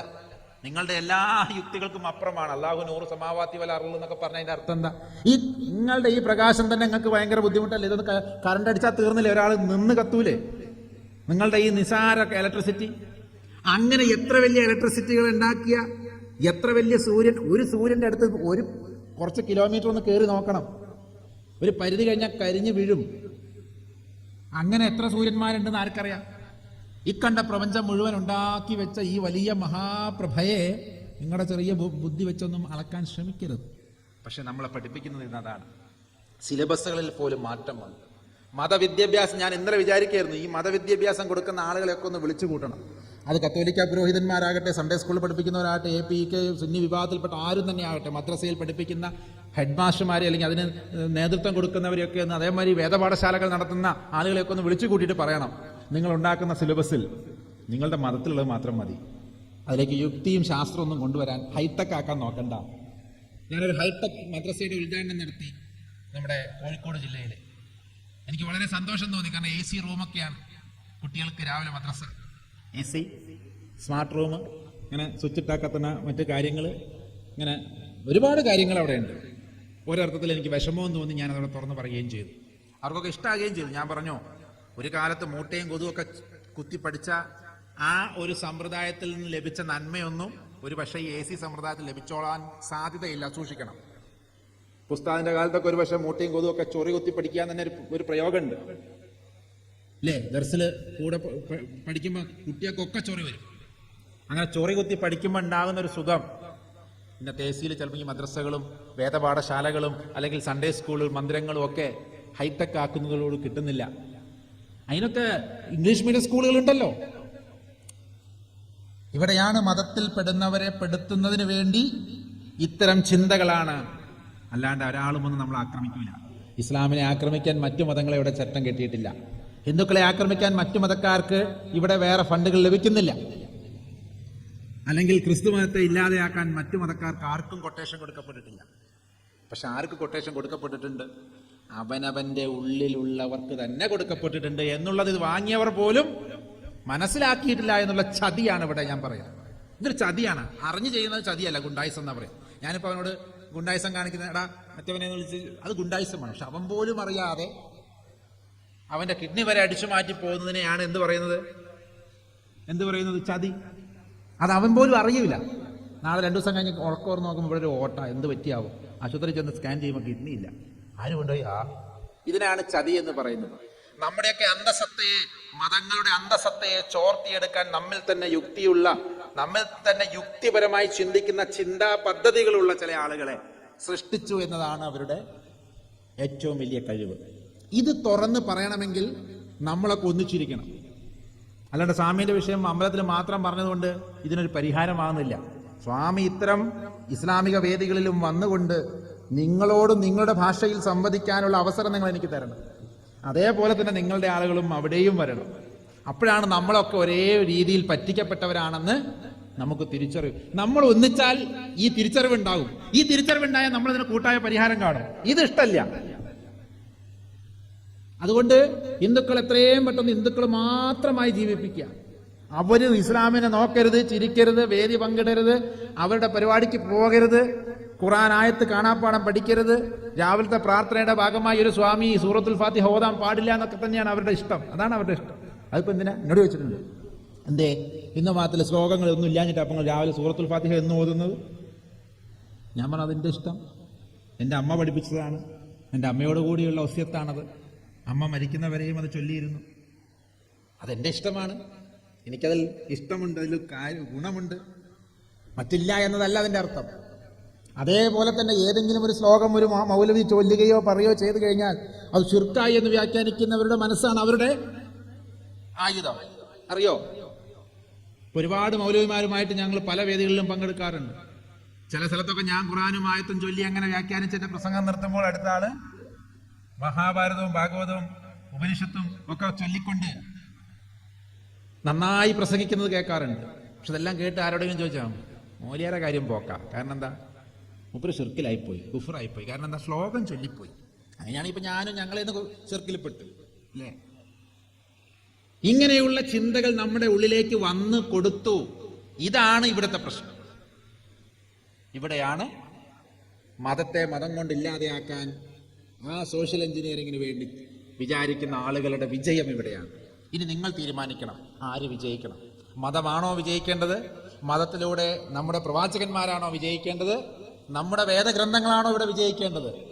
അങ്ങനെയെങ്കിൽ മതങ്ങളിൽ വിഭാഗീയതയില്ല, നിർബന്ധമില്ല, ഉറപ്പാണത്. അന്ധകാലഘട്ടത്തിൽ എന്നല്ല, ഒരു പ്രവാചകന്റെ കാലഘട്ടത്തിലും ബലം പ്രയോഗിച്ചുകൊണ്ടുള്ള ഒരു മതപരിവർത്തനങ്ങളും നടന്നതായി ചരിത്രത്തിന് തെളിയിക്കാൻ കഴിയില്ല. ഉണ്ടെങ്കിൽ ഞാൻ ഈ പറഞ്ഞത് പ്രമാണിച്ച് ഞാൻ രാജിവെക്ക് പോയി പണിയുന്നത്, ഞാൻ വേറെ വല്ല പണിക്കും പോകും. റസൂലുള്ളാഹിയുടെ കാലത്ത് ഒരിക്കൽ പോലും അദ്ദേഹം മതത്തിൽ നിർബന്ധം ചെലുത്തിയിട്ടില്ല. അദ്ദേഹത്തിന്റെ ബോധ്യം അദ്ദേഹം ഉറപ്പിച്ചു പറഞ്ഞു. ആ ബോധ്യത്തിലേക്ക് ആളുകളെ ക്ഷണിച്ചു എന്നത് നിർബന്ധിക്കലല്ല. ഇപ്പൊ ഇന്നലെ വീട്ടിൽ ചെന്നു, മുബാറക്കിന്റെ ഏട്ടന്റെ വീട്ടിൽ ചെന്നു. അവിടെ ചോറുണ്ട്, കറികളുണ്ട്, എല്ലാം ഉണ്ട്. അവർ എന്നെ നിർബന്ധിച്ചു, ചോറുണ്ണാൻ വിളിച്ചു. ഞാൻ ചോറുണ്ടില്ല. കാരണം എന്താ? ഞാൻ രാവിലെ കഴിച്ചാൽ പിന്നെ വൈകുന്നേരം ഒന്നും കഴിക്കൂല, ഉച്ചയ്ക്ക് കഴിക്കൂല, വൈകുന്നേരം കഴിക്കൂല. 24 മണിക്കൂർ കഴിഞ്ഞ് പിറ്റേ ദിവസം രാവിലെ കഴിക്കുകയുള്ളൂ. അത് നിർബന്ധിക്കും വേണ്ട, എന്തെങ്കിലും ഉള്ളത് ചോദിച്ചു തിന്നുകയും ചെയ്യും. പക്ഷെ അവർ നിർബന്ധിച്ചു, അവർ ക്ഷണിച്ചു. പക്ഷെ അവരെന്ത് ചെയ്തില്ല? നിർബന്ധപൂർവ്വം അവിടെ തിന്നാണ്ട് കിടന്നുറങ്ങാൻ പറ്റില്ല, നിന്നെ തല്ലി ഞങ്ങൾ കൊല്ലുന്നു പറഞ്ഞില്ല. അങ്ങനെ നിർബന്ധം വന്നിരുന്നെങ്കിൽ ഞങ്ങൾ പേടിച്ചിട്ട് തിന്നുമായിരുന്നു അല്ലെ? അവർ തല്ലിക്കൊന്നാലോ? അത്തരത്തിലുള്ള ഒരു ഹേമവും ഇല്ല. ഇക്രാഹ ഫിദ്ദീൻ എന്ന വാക്കിന്റെ അർത്ഥം അതാണെന്ന് മനസ്സിലാക്കണം.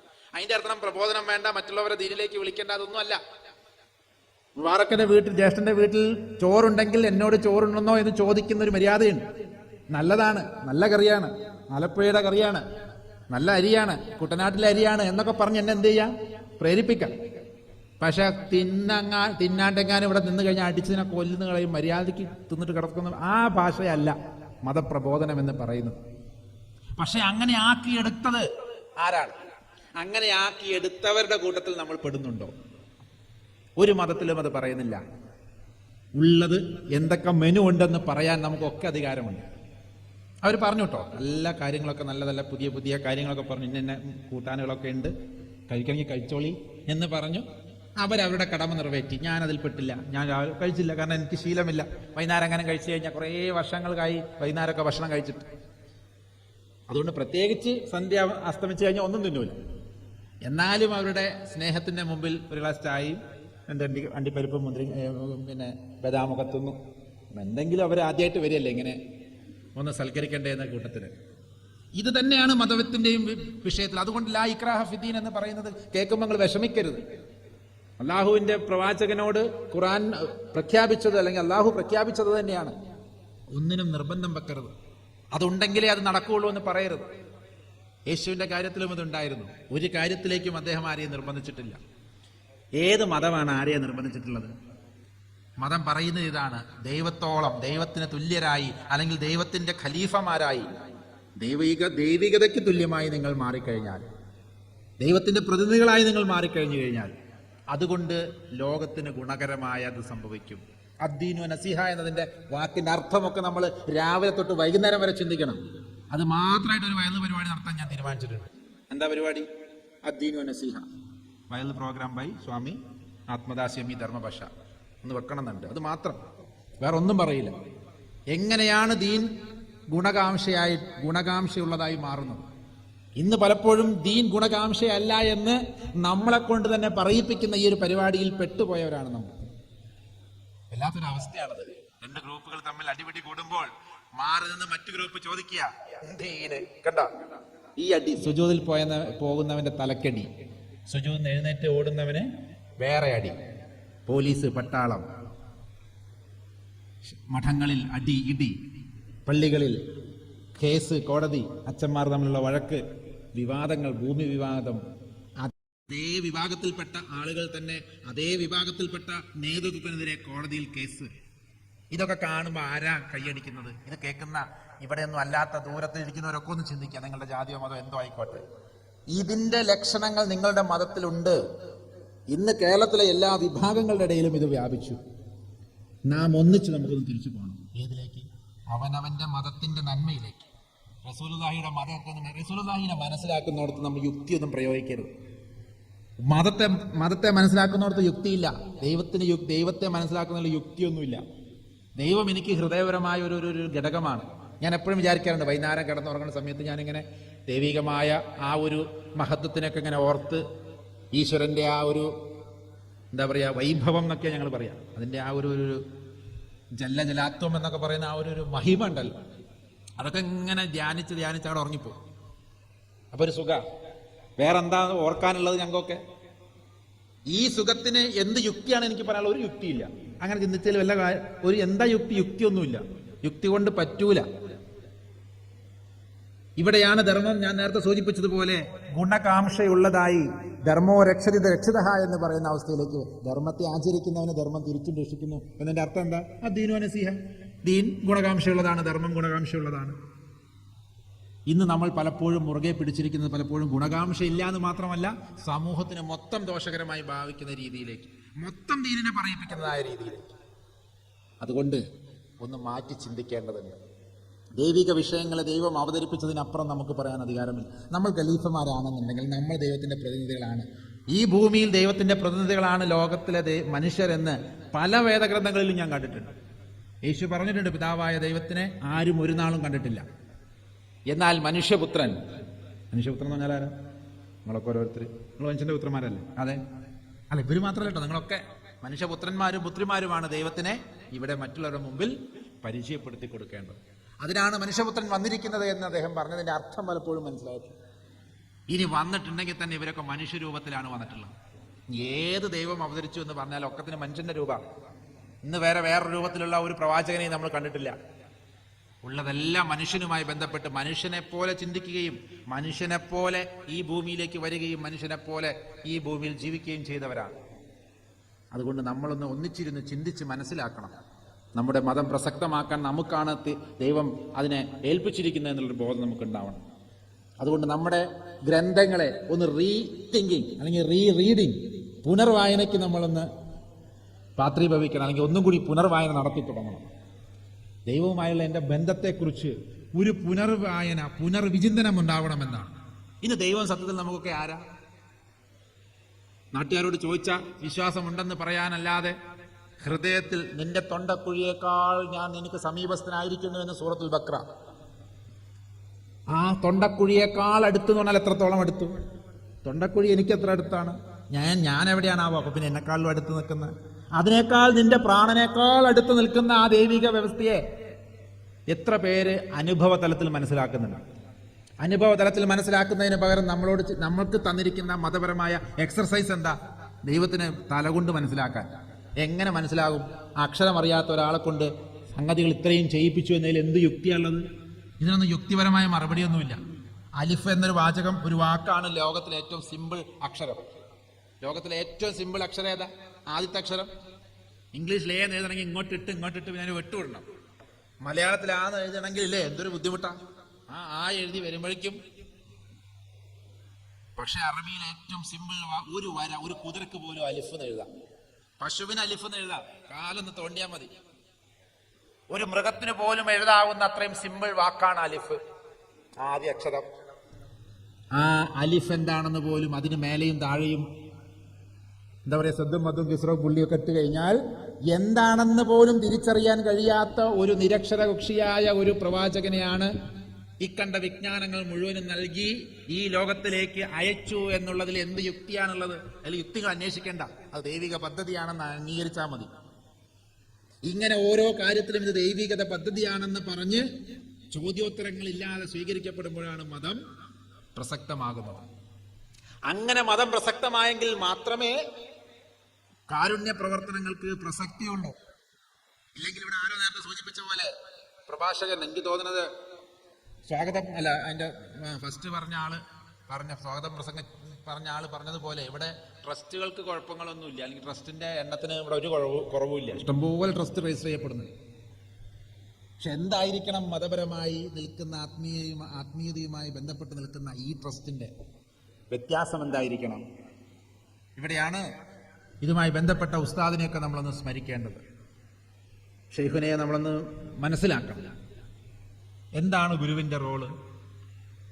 ഞങ്ങളുടെ രീതിയിലൊക്കെ ഗുരു എന്ന വാക്കിൻ്റെ അർത്ഥം അന്ധകാരത്തെ ഇല്ലാതാക്കും. രകാരോ എന്നൊക്കെ പറഞ്ഞ ഒരു ഉൽപ്പത്തിയൊക്കെ പറയാറുണ്ട്, ഞാനവിടെ പറയുന്നില്ല. ഗുരുവിൻ്റെ പ്രഥമമായ ലക്ഷ്യമെന്ന് പറയുന്നത് തന്നെ നമ്മളിലെ അന്ധകാരം ഇല്ലാതെയാക്കുക എന്നുള്ളതാണ്.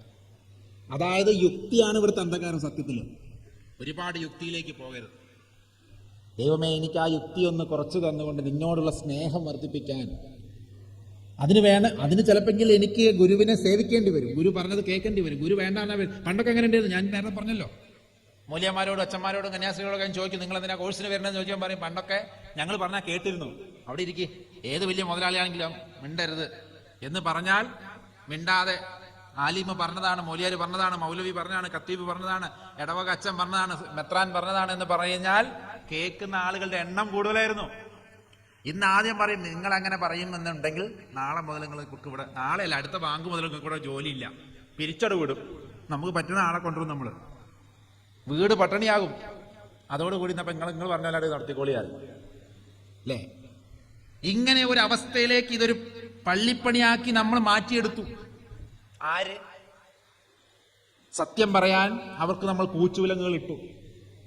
അതുകൊണ്ട് ഇന്നൊന്ന് ആലോചിച്ച് നോക്കി, ഒരു കത്തോലിക്ക സഭയിലെ ഏറ്റവും പരമ അധ്യക്ഷനായിരിക്കുന്ന മാർ ആലഞ്ചേരി പിതാവിനെ വരെ മാറ്റണമെന്ന, എങ്ങനെ അതൊക്കെ എനിക്കൊന്നും മനസ്സിലാവണില്ല. എനിക്കിപ്പോഴും മനസ്സിലാത്ത കാര്യം, ഇവർക്കിപ്പോൾ എന്താ മനസ്സിലാകാത്തതെന്നല്ലോ. ഈ പുറത്ത് നിൽക്കുന്ന നമുക്കൊക്കെ ഇത് മനസ്സിലാകുന്നത് വലിയ കളിയാണെന്നുള്ളത്. പക്ഷെ അതിലുള്ളവർ ഇപ്പോഴും ഇതിലെന്തോ വലിയ, അയാൾ തെറ്റ് ചെയ്തു തന്നെ കൂട്ടിക്കോട്ടെ, അയാൾ 100% തെറ്റ് ചെയ്താലും അതിനെ സമീപിക്കേണ്ടുന്ന രീതി ഇങ്ങനെ ആയിരുന്നില്ല. അതാണ് തെറ്റിന് തിരുത്തലുകളും ഒക്കെ വേണ്ടെന്നല്ല പറയണത്, സഹിച്ചോളാനൊന്നുമല്ലോ പറയണത്. ഒരു പണ്ഡിതൻ അല്ലെങ്കിൽ അഹ്ലുൽ ബൈത്തിൽപ്പെട്ട ഒരാള് അല്ലേ, അവരെ എങ്ങനെയാണ് തിരുത്തേണ്ടതെന്നും അവരെ എങ്ങനെയാണ് സമീപിക്കേണ്ടതെന്നുമുള്ള കൃത്യമായ അറിവുകൾ നമുക്കുണ്ടാവണം. പലപ്പോഴും ഇത് ഇനിയും തിരുത്തപ്പെടാൻ കഴിയാത്ത രീതിയിൽ ഇതൊക്കെ മാറിപ്പോയി. ആരാണ് ജയിക്കുന്നത്? അദ്ദേഹം വന്നപ്പോൾ നമുക്കത് മനസ്സിലായിട്ടില്ലാവില്ല. ഞങ്ങൾ പറഞ്ഞു വന്നു, നമ്മളിത് 150 ഏകദേശം 100 വർഷങ്ങൾക്ക് മുമ്പ് ഒരു തീരുമാനമുണ്ടായിരുന്നു മതങ്ങളെ അപ്രസക്തമാക്കാൻ. അതിനുവേണ്ടി തെരഞ്ഞെടുത്തത് മറ്റു മതങ്ങളെയല്ല കൊട്ടേഷൻ കൊടുത്തത്, അതാത് മതത്തിൽപ്പെട്ട പൊന്തണമെന്ന് ആഗ്രഹിക്കുന്ന, സ്വാർത്ഥത ആഗ്രഹിക്കുന്ന പണ്ഡിതന്മാരതിന് തിരഞ്ഞെടുത്ത് പുതിയ ആശയങ്ങളെ സൃഷ്ടിച്ച് നമ്മുടെ ഇടയിലേക്ക് ഭിന്നിപ്പുണ്ടാക്കാൻ വേണ്ടി. അതിനെക്കുറിച്ചാണ് ഇപ്പോൾ പറയുന്നത്. അല്ലെങ്കിൽ മൂപ്പര് മൂല്യന്മാർക്ക് ഇയാൾ സപ്പോർട്ട് പറഞ്ഞിപ്പോൾ പോവുകയാണല്ലോ, നാളെ വരും വല്ല തോന്നിയ ദിവസം കാണിച്ചാൽ നമുക്കൊന്നും പറയാൻ പറ്റില്ലല്ലോ. അതുകൊണ്ട് വൈകി വന്നവരോട് ഞങ്ങൾ പറഞ്ഞുകൊണ്ടിരിക്കണം എന്താന്ന് പറഞ്ഞത് ഒരൊറ്റ വാചകത്തിൽ. ഇതിൽ നമ്മൾ പെട്ടു. കാരണം അവർ ഉപയോഗിച്ച ടൂൾ, സോഷ്യൽ എഞ്ചിനീയറിംഗ് ടൂൾ എന്ന് പറയുന്നത്, ഇതൊരു സാമൂഹ്യ മനഃശാസ്ത്രജ്ഞന്റെ ഭാഗത്ത്, സോഷ്യൽ സയന്റിസ്റ്റിന്റെ ഭാഗത്തു നിന്നാണ് ഞാൻ ഈ പറയുന്നത്. എല്ലാ മതങ്ങൾക്കും ബാധകമായതുകൊണ്ട്, അല്ലാതെ ഇസ്ലാമിനെ മാത്രം തകർക്കാനല്ല. അതുകൊണ്ട് തന്നെ ആലോചിച്ച് നോക്കൂ, ഇത്ര കാലം ഇവിടെ ഹിന്ദുമതം ഉണ്ടായി, ഇനിയും ഹിന്ദുമതത്തിന് ഭരണഘടനാപരമായ ഒരു അസ്തിത്വം പോലും ഇവിടുത്തെ നായകന്മാർ, ഹിന്ദുമത നായകന്മാരുണ്ടാക്കി കൊടുത്തിട്ടില്ല. നിങ്ങൾക്കറിയത്? അടിസ്ഥാനപരമായ ഹിന്ദുവിന്റെ രാജ്യമാണ് ഹിന്ദു എന്നൊക്കെ പറയുന്നവർ പോലും ഭരണഘടനാപരമായി ഹിന്ദുമതത്തിനൊരു അസ്തിത്വം പോലും ഉണ്ടാക്കി കൊടുക്കാൻ ശ്രമിക്കാത്തതിന്റെ കാരണം എന്താ അറിയോ? ഫണ്ട് നല്ലോണം കിട്ടിയിട്ടുണ്ട്. അതുകൊണ്ട് തന്നെ മതവിഷയം അവിടെ ഒരു പ്രാധാന്യമാക്കി എടുത്തില്ല. ഇവിടെയാണ് നമ്മളൊക്കെ തിരിച്ചറിയേണ്ടത്. എനിക്കും ഡ്യൂട്ടി ഉണ്ട് ആ കാര്യത്തിൽ. ഞാനിത് പറഞ്ഞുകൊണ്ടിരുന്നാൽ പോലെ നമുക്കൊന്ന് ഉണ്ടാക്കി നോക്കാൻ പറ്റുമോ എന്നുള്ളത് ഒരു അന്വേഷണത്തിലാണ്, അല്ലെങ്കിൽ അതിൻ്റെ പ്രവർത്തനത്തിലാണ് ഞാൻ. അതുകൊണ്ടാണ് ശബരിമല വിഷയം തോറ്റുപോയത്. തോറ്റെന്നോ അല്ലെങ്കിൽ ഒരു മതത്തിൻ്റെ വിഷയത്തിൽ കോടതികൾ ഇടപെടുമ്പോൾ അതൊരു മതവിഷയമായി പരിഗണിക്കാതെ വെറുമൊരു ക്ഷേത്ര വിഷയമായി പരിഗണിച്ചതിൻ്റെ പേരിൽ അന്വേഷിച്ചപ്പോഴാണ് മനസ്സിലായത്, ഇന്ത്യ മഹാരാജ്യത്ത് ഹിന്ദുമതം എന്നൊരു മതമേ ഇല്ല അത്രേ. ഭരണഘടനാപരമായും നിയമപരമായും ഒരു മതം നിലവിലില്ല. ഇനി അടുത്ത വിധികളൊക്കെ വരാൻ പോകുന്നു. ഇസ്ലാം എന്ന് പറഞ്ഞൊരു മതവും ഇല്ല. ഉള്ളത് സുന്നിയുണ്ട്, ജമാഅത്തുണ്ട്, മുജാഹിദുണ്ട്, യാക്കോബുണ്ട്, ഓർത്തഡോക്സ് ഉണ്ട്, കത്തോലിക്ക ഉണ്ട്. ക്രിസ്ത്യാനിറ്റി ഇല്ല എന്നാണ് ഇവിടുത്തെ. ഇതൊക്കെ ആരാഞ്ഞ് ഉണ്ടാക്കി കൊടുക്കുക? ഇവിടെ തല്ലുകളൊക്കെ നിർത്തി നമുക്കൊരു അസ്തിത്വത്തിന് വേണ്ടി പോരാടേണ്ടതുണ്ട്. ചെറിയ വ്യത്യാസത്തിന്റെ പേരിൽ ഇപ്പൊ അവിടെ ആരോ പറഞ്ഞു തലയെക്കെട്ടിന് ഞാനിങ്ങനെ എവിടെയോ ഒരു തമാശ പറഞ്ഞു, അതൊന്നും ഇങ്ങനെ വൈറലാവുന്ന കരുതി പറഞ്ഞൊന്നും അല്ല കേട്ടോ. അതിന്റെ പേരിൽ വരെ നമ്മളിവിടെ ബുദ്ധിമുട്ടുന്ന സമയത്ത് നാളെ ഒരു കേസ് ഫയൽ ചെയ്യപ്പെട്ട് കഴിഞ്ഞാൽ നിങ്ങൾ നിയമപരമായ ഒരു മതം പോലും അല്ല എന്ന് പ്രസ്താവിക്കുന്നിടത്തേക്ക് നമ്മൾ എത്തിച്ചിട്ട് എന്ത് മതപ്രവർത്തനം നമ്മളിവിടെ ചെയ്യുന്നത്? എനിക്കറിഞ്ഞുകൂടാ എന്താണ് നമ്മുടെയൊക്കെ ഉദ്ദേശം എന്നുള്ളത്. അതുകൊണ്ട് മാറണം, മാറ്റി ചിന്തിക്കണം. അതിനുള്ള വേദി ഇവിടെ ഉണ്ടാവണം, അതിനുള്ള ചിന്തകൾക്കുള്ള ക്ലാസ്സുകൾ ഇവിടെ ഉണ്ടാവണം. ആളുകൾക്ക് കുറച്ച് അരിയും പൊരിയും മാത്രം കൊടുക്കുക, കിഡ്നി മാറ്റിവെക്കാൻ സഹായം കൊടുക്കുക മാത്രമല്ല ചെയ്യേണ്ടതെന്നാണ് എൻ്റെ ആദ്യത്തെ. അത് ചെയ്യാൻ ഇവിടെ മതമുള്ളവരും ഇല്ലാത്തവരും മത്സരിക്കുന്നുണ്ട്, അതും വേണം. കാരണം ദൈവത്തിനെ ജനത്തിനെ ജനാർദ്ദനായി കണ്ടുകൊണ്ടും നരനെ നാരായണനായി കണ്ടുകൊണ്ടും മാധവനെ മാനവനായി കണ്ടുകൊണ്ടും ചെയ്യുന്ന പ്രവർത്തനങ്ങൾ തന്നെയാണ് എല്ലാ മതത്തിന്റെയും അടിസ്ഥാനം, അല്ലേ? മനാമന ബില്ലാഹി വൽ യൗമിൽ ആഖിർ ഫലാഹു മജ്റഹും ഇൻദ വഅമില സ്വാലിഹീൻ ഫലാഹു മജ്റഹും ഇൻദ റബ്ബിഹിം. അപ്പോൾ ദൈവത്തിൽ വിശ്വസിക്കുക, ആഖിറിൽ വിശ്വസിക്കുക, ആഖിറുണ്ടെന്ന് അംഗീകരിക്കുക. പിന്നെ അമലുകൾ നല്ല സ്വാലിഹകളായിട്ടുള്ള നല്ല സ്വീകരിക്കപ്പെടുന്നതായ അമലുകൾ ഉണ്ടാവുക. അങ്ങനെയുള്ളവർക്ക് പേടിയില്ല എന്നാ പറഞ്ഞിരിക്കും. അപ്പൊ പേടിക്കാതെ ഇരിക്കണമെങ്കിൽ കൗഫുൻ അലൈഹിം വലാ യഹ്സനൂൻ എന്നത് പൂർണ്ണമാകണമെന്നുണ്ടെങ്കിൽ എന്ത് വേണം? ദൈവവിശ്വാസത്തോടൊപ്പം സഹജീവികളോടുള്ള കാരുണ്യവും നന്മയും ഉണ്ടാകണം. ഇവിടെയെങ്കിലും ഈ ശാന്തിപ്രഭ ട്രസ്റ്റിനെങ്കിലും അതുണ്ടാവട്ടെ. കൃത്യമായ ദൈവശാസ്ത്രപരമായി എങ്ങനെ അത് മറ്റുള്ളവരിലേക്ക് പറഞ്ഞു കൊടുക്കണം. ഇന്ന് ലോകത്തെ ചെറിയ കുട്ടികൾ അന്വേഷിക്കുന്നുണ്ട്. ഞാൻ പല കുട്ടികളും ഇപ്പോൾ എനിക്ക് വലിയൊരു എന്താ പറയുക, ഒരു വലിയൊരു സന്തോഷം തോന്നി തുടങ്ങിയെന്ന് വെച്ചാൽ നമ്മൾ ഈ ഫേക്കന്മാരിറങ്ങി നടക്കുന്ന ചെക്കന്മാരുണ്ടല്ലോ, അവർക്കൊക്കെ ഒരുപാട്, സത്യം പറഞ്ഞാൽ അവരിലൂടെയൊക്കെ ഒരുപാട് പ്രവർത്തനങ്ങൾ, നന്മകൾ ഇനി വരാനുണ്ട്. കാരണം അവരൊക്കെ ഞങ്ങളോടൊക്കെ വന്ന് ചോദിക്കുന്ന ചോദ്യങ്ങൾ പലപ്പോഴും എന്റെയൊക്കെ പ്രസംഗം കേട്ടിട്ട് കഴിഞ്ഞ ദിവസം ഒരാളിനോട് വിളിച്ചിട്ട് പറഞ്ഞു, ഞാൻ നിസ്കാരം ഞാൻ ആരോട് നിസ്കരിക്കാനൊന്നും പ്രബോധിച്ചിട്ടില്ല, ഞാൻ എൻ്റെ ഒരു പ്രസംഗത്തിൽ ഒരാളോട് നിസ്കരിക്കാൻ പറഞ്ഞിട്ടില്ല. അപ്പോൾ നിങ്ങൾ നിസ്കരിക്കാനൊന്നും പറഞ്ഞിട്ടില്ല, പക്ഷെ നിങ്ങൾ മതത്തെക്കുറിച്ച് പറഞ്ഞപ്പോഴാണ് മതത്തിന്റെ ആ ഒരു ഡെഫിനിഷൻ എനിക്ക് ലഭിച്ചത്. അങ്ങനെ ചിന്തിച്ചപ്പോഴാണ് ഞാൻ ഇബാദത്ത് ചെയ്യുന്നതിന്റെ ആവശ്യകത എനിക്ക് നിങ്ങളുടെ പ്രസംഗത്തിൽ നിന്നാണ് ബോധ്യപ്പെട്ടത്. ഞാൻ പറഞ്ഞു അൽഹംദുലില്ലാ, വളരെ സന്തോഷം. അങ്ങനെയെങ്കിലും നമുക്ക് അവിടെ വല്ല കാറ്റോ വെളിച്ചോ ഒരു തുള്ളി നീരോ ഒക്കെ കിട്ടിയ അൽഹംദുലില്ലാ, നടന്നു പോട്ടെ. അങ്ങനെ ഒരാളെങ്കിലും നിസ്കരിക്കാൻ പറയുമ്പോൾ ഒരു ഫിത്തനല്ലാതെ ആക്കിയവന് വരെ ഇവിടെ എന്തുണ്ട്? ഗുണമുണ്ട് എന്ന് പറഞ്ഞിട്ടുണ്ട്, അല്ലേ? ഒരു മുള്ളെടുത്ത് വിടുന്നവന് ഈമാൻ ഉണ്ട് എന്നാണ് പറഞ്ഞിരിക്കുന്നത്. ഒരു മുള്ള് കണ്ടാൽ എന്തെല്ലാം വഴിയിൽ എന്ത് ദുർഘടങ്ങൾ കണ്ടാലും അത് എടുത്തിട്ട് പോകുന്നവൻ എന്തുണ്ട്? അപ്പൊ മതജീവിതത്തിൽ ഒരാൾക്ക് ദൈവത്തിനെ തിരിച്ച് ആരാധിക്കാനുള്ള അവസരം എൻ്റെ വാക്കുകളിലൂടെ ഉണ്ടായിട്ടുണ്ട് എങ്കിൽ, അങ്ങനെ ഒരാൾ എന്നോട് പറഞ്ഞിട്ടുള്ളൂ, അങ്ങനെ പല ആൾക്കാരും ഉണ്ടാവും. ആ ദർജ ഉയർത്താൻ, ഇസ്ലാമിന്റെ ദർജ അല്ലെങ്കിൽ മതങ്ങളുടെ ദർജ ഉയർത്താൻ ഞാൻ കാരണമായിട്ടുണ്ട് എങ്കിൽ ഞാൻ സന്തോഷിക്കുന്നു. ഇവിടെയാണ് മതം പ്രസക്തമാണെന്ന് നമ്മൾ തെളിയിക്കേണ്ടത്. തിരിച്ചു കൊണ്ടുവരണം കുട്ടികളെ നമ്മുടെ മതജീവിതത്തിലേക്ക്. മതം പ്രസക്തമാണ്, അത് പ്രസക്തമായേ പറ്റൂ, ഇല്ലെങ്കിൽ ഇവിടെ വലിയ ബുദ്ധിമുട്ടുകളാണ് വരാൻ പോകുന്നത്.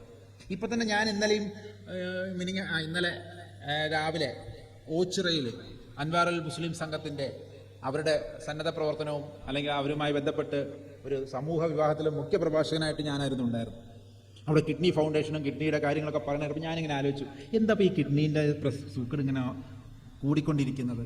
ആരും അതിൻ്റെ ഇടയിൽ സൂചിപ്പിച്ചു, നമ്മുടെയൊക്കെ തീറ്റയുമായി ബന്ധപ്പെട്ട് നമുക്ക് എന്തെങ്കിലും പറയാനുണ്ടോ? തിന്നതുകൊണ്ട് തന്നെയാണ്, ഇത് ഓവർ ലോഡ് എടുക്കണോണ്ട് തന്നെയാണ്. എന്തൊക്കെയാ തിന്ന് കൂട്ടുന്നത്? ഈ കണ്ട വെള്ളത്തിലൊക്കെ എന്താ കലക്കി, ഏത് കെമിക്കലാണെന്നുള്ളത് നമുക്ക് വല്ലതും അറിയോ? മതത്തിന് ഇതിനൊന്നും പറഞ്ഞു കൊടുക്കാനില്ലേ? ഭക്ഷണം കഴിക്കുന്നതിനെ കുറിച്ച് മതത്തിൽ ഫിഖ്ഹുകളില്ലാഞ്ഞിട്ട, മസലകളില്ലാഞ്ഞിട്ട, എന്ത് കഴിക്കണമെന്നതിനെ കുറിച്ച് അറിവില്ലാഞ്ഞിട്ട. പക്ഷെ ഇതൊന്നും നമുക്ക് പ്രസക്തമല്ല. ഇതൊക്കെ പറഞ്ഞാൽ പള്ളിയിൽ ആൾ കൂടൂല. അപ്പൊ ഇത് എന്ത് തിന്നോ, ഇത് എവിടെയും കൊണ്ട് കിഡ്നി കാണിച്ചോ, ഏത് ഡോക്ടറെ അടുത്തും പോയിക്കോ, ഇവിടെ ഒന്ന് വന്നിരുന്ന് തന്നാൽ മതി എന്ന് പറയുന്ന കോംപ്രമൈസ് അല്ല മതം. ഒപ്പം നിൽക്കുന്നവന്റെ ആരോഗ്യവും അവന്റെ ശാരീരികവും മാനസികവും ആധ്യാത്മികവുമായ എല്ലാ വിഷയങ്ങൾക്കും മതത്തിന് പരിഹാരം ഉണ്ടാവണം. ഇല്ലെങ്കിൽ പരിഹാരം കിഡ്നി ഫൗണ്ടേഷനിൽ അന്വേഷിക്കും. ആ അന്വേഷണമാണ് ഇങ്ങനെയുള്ള ഒരുപാട് കിഡ്നി ഫൗണ്ടേഷൻ, കിഡ്നി ഡയാലിസിസ് സെന്ററുകളും മറ്റ് ക്യാൻസർ സെന്റർ ഇപ്പം എല്ലാവർക്കും വേണ്ടെന്നറിയാം. ഞങ്ങളുടെ വീടിൻ്റെ തൊട്ടടുത്തൊരു ക്യാൻസർ സെന്റർ വേണം. എന്തേ വന്നാൽ വേണം, നടന്നു പോകാലോ. അപ്പോൾ ഉറപ്പിച്ചിരിക്കണം എന്ത് വരും എന്നുള്ളത്. അല്ലെങ്കിൽ കിഡ്നിക്ക് വേണ്ടിയിട്ട് ആലപ്പുഴ ജില്ലയ്ക്ക് എല്ലാ ജില്ലയിലും ഒരു 10-15 സെന്റർ ഉണ്ടെന്നുണ്ടെങ്കിൽ എന്തൊരു സന്തോഷമാണ്. ഇതാണോ വളർച്ച? ഇതിന് മതത്തിനൊന്നും പറയാനില്ലേ?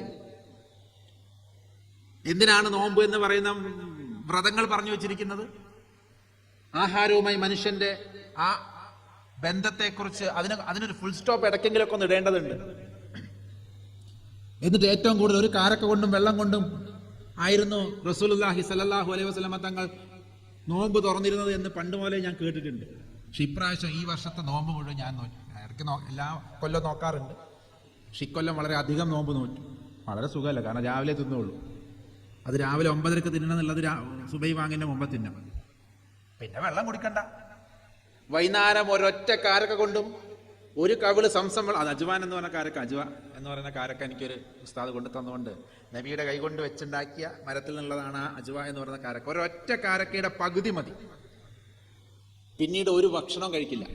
നോമ്പ് തുറക്കണമല്ലോ എന്നതുകൊണ്ട് മാത്രം അജ്വയും സംസം വെള്ളവും മാത്രം ഉപയോഗിച്ചു. ഇല്ലെങ്കിലോ മറ്റു ദിവസങ്ങളിൽ അതുപോലുമില്ല. അപ്പൊ ഞാൻ ആലോചിച്ചു നോക്കി, ഇത് വളരെ എളുപ്പമുള്ള, ഇത് പ്രാക്ടിക്കലാണ്. നമ്മളെന്താ പറയുക, നബിക്കൊക്കെ പറ്റൂ, അത് നമ്മളൊക്കെ ഇപ്പം അത് പറഞ്ഞിട്ടുള്ള കാര്യം. നമ്മളൊക്കെ ഇപ്പം അങ്ങനെ ആരായി? ഒന്ന് പരീക്ഷിച്ച് നോക്കിക്കൂടെ? ശരിക്കും പറഞ്ഞാൽ നോമ്പ് കാലത്തായിരുന്നു എനിക്ക് കൂടുതൽ ഭക്ഷണം. കാരണം എന്താ, ഈ അജവിയും പിന്നെ സംസം വെള്ളവും എനിക്ക് കൂടുതലാ. അതായത് ഒരു കാരക്ക വെള്ളവും സംസം വെള്ളവും പോലും അധികമാകുന്ന ഒരു ഡയറ്റിലേക്കൊക്കെ നമുക്ക് പോകാൻ കഴിയാഞ്ഞിട്ടൊന്നുമല്ല.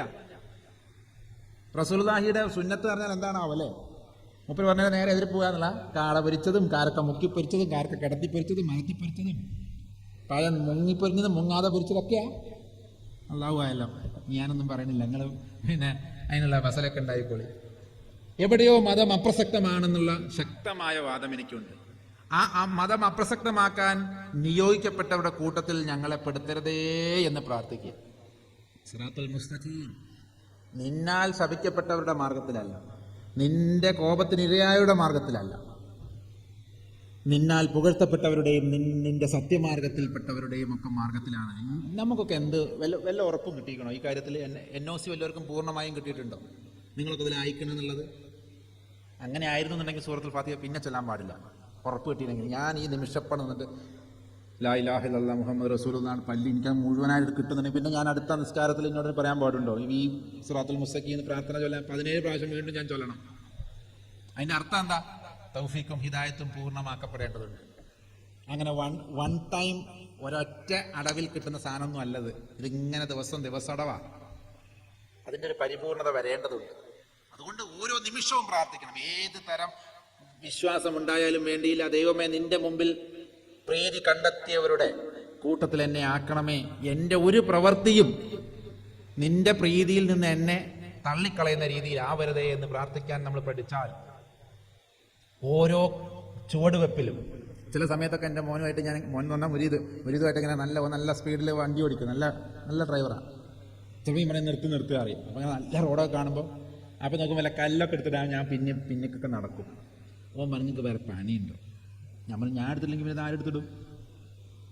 ഞാൻ അങ്ങനെ വലിയ കാര്യത്തിൽ ഖുർആൻ ഓതി എന്താ പറയുക പ്രസംഗിച്ചതുകൊണ്ട് മാത്രമായോ? ഞാൻ നബിയുടെ അനുയായി ആകണമെങ്കിൽ ഞാൻ എന്ത് ചെയ്യണം? മുള്ളു കണ്ടാൽ എടുത്തിടണം. കാറിൽ പോണവർക്ക് ഇത് ബാധകമല്ലാന്ന് മസല കൊണ്ടുവരുന്നത്.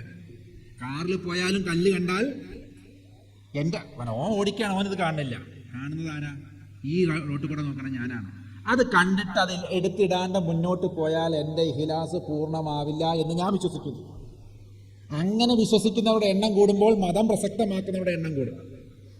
മതം പ്രസക്തമാകുമ്പോൾ അദ്ദീനു നസീഹ എന്നുള്ളത് പുലരും. അങ്ങനെ ധർമ്മത്തെ ആചരിക്കുന്നവരെ രക്ഷിക്കും. അങ്ങനെ ധർമ്മത്തെ ആചരിക്കുന്നവരെ രക്ഷിക്കുന്നവരെ പ്രവാചകനും അതിൻ്റെ ഗുരുക്കന്മാരും സ്നേഹിച്ചു തുടങ്ങും. അങ്ങനെ അവരുടെ ഇച്ഛയ്ക്ക് അവരുടെ നന്മയ്ക്ക് പാത്രമായവരെ ദൈവം തള്ളിക്കളയൂല. ഇതിങ്ങനെ തുടങ്ങണം. അല്ലാതെ എല്ലാവരും പറയും നിങ്ങൾ ദൈവത്തെ പ്രീതിപ്പെടുത്തണം, ഇത് എങ്ങനെയെന്നും കൂടി ഒന്ന് പറഞ്ഞു കൊടുക്കണ്ടേ? ഇങ്ങനെയൊക്കെയാണ് ചെയ്യേണ്ടത്.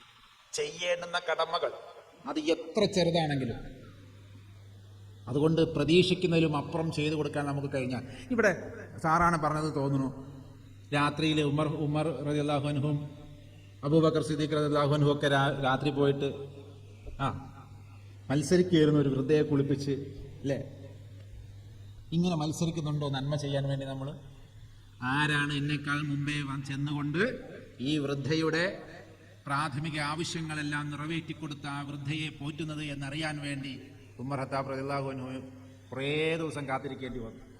അബൂബക്കറാണ് ഇതിൻ്റെ പിന്നിലെന്ന് മനസ്സിലാക്കാൻ. എന്തേ സഹാബിമാർക്കത് കഴിഞ്ഞത്? കാരണം സഹാബത്ത് പഠിച്ചത് നേരിട്ട് നബിയുടെ ചര്യകളായിരുന്നു. ഞാനും എൻ്റെ സഹാബത്തുമാണ് നിങ്ങൾക്ക് മാതൃക എന്ന് പറഞ്ഞിട്ടാണ് റസൂലുള്ളാഹി ഇവിടുന്ന് പോയിരിക്കുന്നത്. ഒന്ന് ആലോചിച്ച് നോക്കൂ, എവിടെയാണ് നമ്മളിത് കൊണ്ടെത്തിക്കുന്നത്?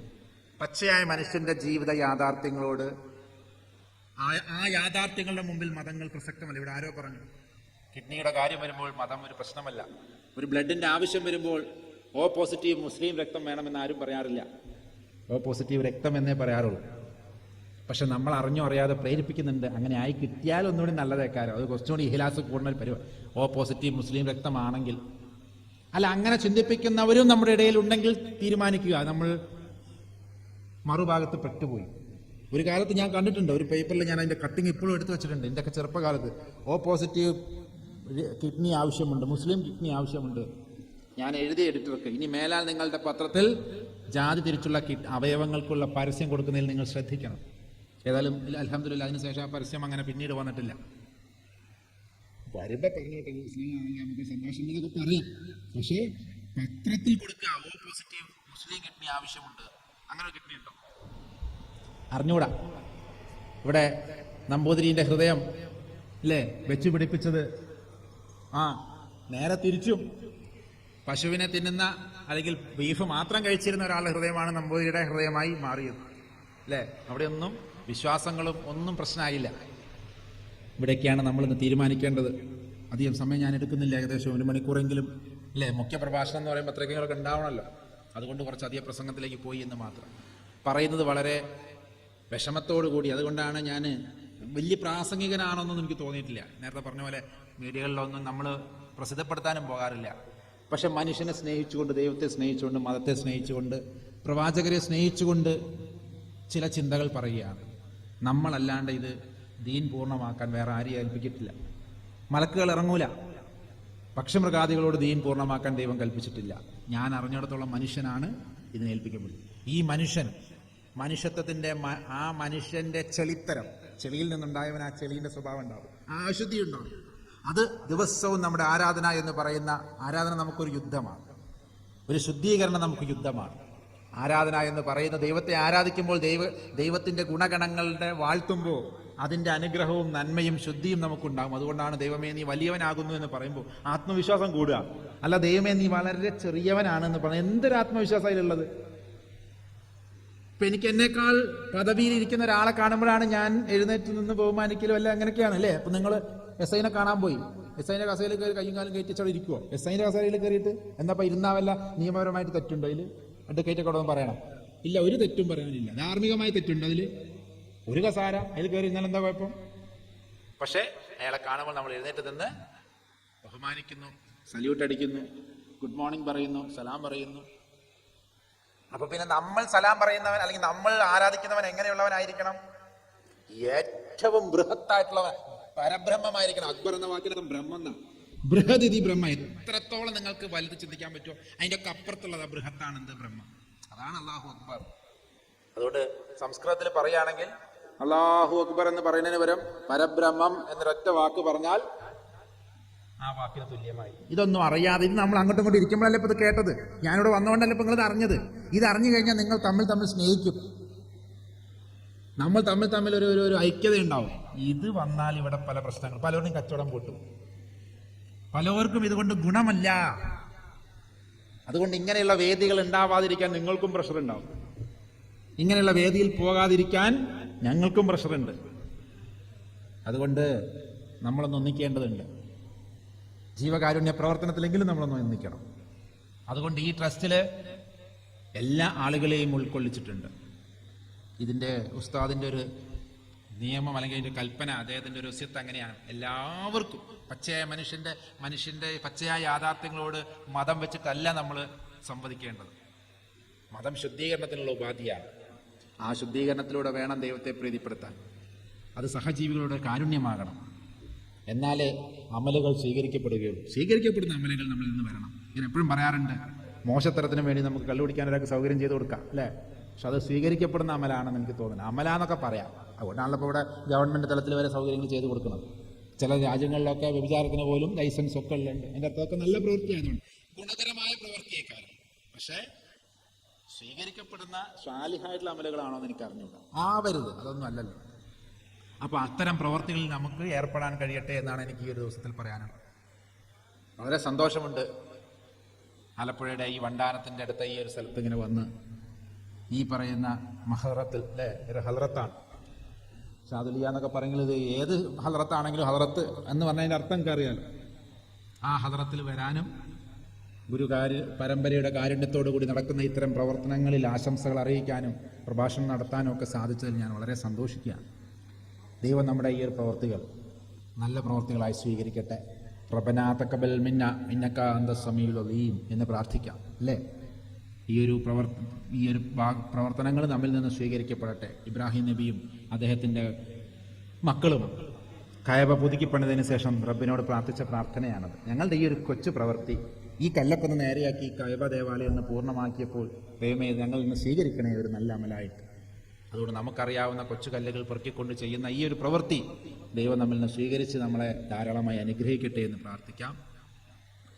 എല്ലാ അർത്ഥത്തിലും ദൈവം നമുക്ക് ധാരാളമായ അനുഗ്രഹങ്ങൾ തരട്ടെ. മതത്തെ നശിപ്പിക്കുന്നവരുടെ കൂട്ടത്തിലല്ല, മതത്തെ അപ്രസക്തമാക്കുന്നവരുടെ കൂട്ടത്തിലല്ല ഞാനും നിങ്ങളും നാളെ മാർക്ക് ചെയ്യപ്പെടേണ്ടത്. മതത്തെ പ്രസക്തമാക്കുന്നവരുടെ കൂട്ടത്തിൽ. മതം തങ്ങളുടെ ജീവിതത്തിലൂടെ തങ്ങളുടെ അഹങ്കാരത്തെ ഇല്ലാതെയാക്കി തങ്ങളുടെ പൊന്തലിനേക്കാൾ കൂടുതൽ ദൈവത്തിൻ്റെയും നാം വിശ്വസിക്കുന്ന പ്രവാചകരുടെയും ഒക്കെ ജീവിതം ദർജ ഉയർത്തുന്നവരായി നമ്മൾ മാറട്ടെ. അതിന് ദൈവം നമ്മൾ ഓരോരുത്തരെയും അനുഗ്രഹിക്കട്ടെ. നമ്മൾ അവസാനം ആ ജന്നത്തുൽ ഫിറൗസിൽ കൂട്ടപ്പെടുന്നവരുടെ കൂട്ടത്തിൽ നമ്മളും ആയിത്തീരട്ടെ. അതാണ് നമ്മൾ ഓരോരുത്തരും പ്രാർത്ഥിക്കേണ്ടത്. ദൈവത്തിൻ്റെ മാർഗത്തിൽ പ്രീതി കണ്ടെത്തിയവരുടെ കൂട്ടത്തിൽ നമ്മളൊക്കെ പെടുത്തുമാറാട്ടെ ദൈവം. ഇതിനുവേണ്ടി സഹായിക്കുന്ന എല്ലാവരെയും, ഇതിനുവേണ്ടി പ്രവർത്തിക്കുന്ന എല്ലാവരെയും ദൈവം ധാരാളമായി അനുഗ്രഹിക്കട്ടെ എന്നാണ് ഈ ഒരു അവസരത്തിൽ എനിക്ക് പ്രാർത്ഥിക്കാനുള്ളത്. നിങ്ങളുടെ പ്രാർത്ഥനയിലും എന്നെ ഉൾപ്പെടുത്തണമെന്ന് മാത്രം പറഞ്ഞുകൊണ്ട് ഞാൻ എൻ്റെ വാക്ക് ഉപസംഹരിക്കുന്നു. അൽഹംദുലില്ലാഹി റബ്ബിൽ ആലമീൻ. അസ്സലാമു അലൈക്കും വറഹ്മത്തുള്ളാഹി. എല്ലാവർക്കും ദൈവം കാരുണ്യം നൽകട്ടെ എന്ന് വീണ്ടും വീണ്ടും പ്രാർത്ഥിച്ചുകൊണ്ട്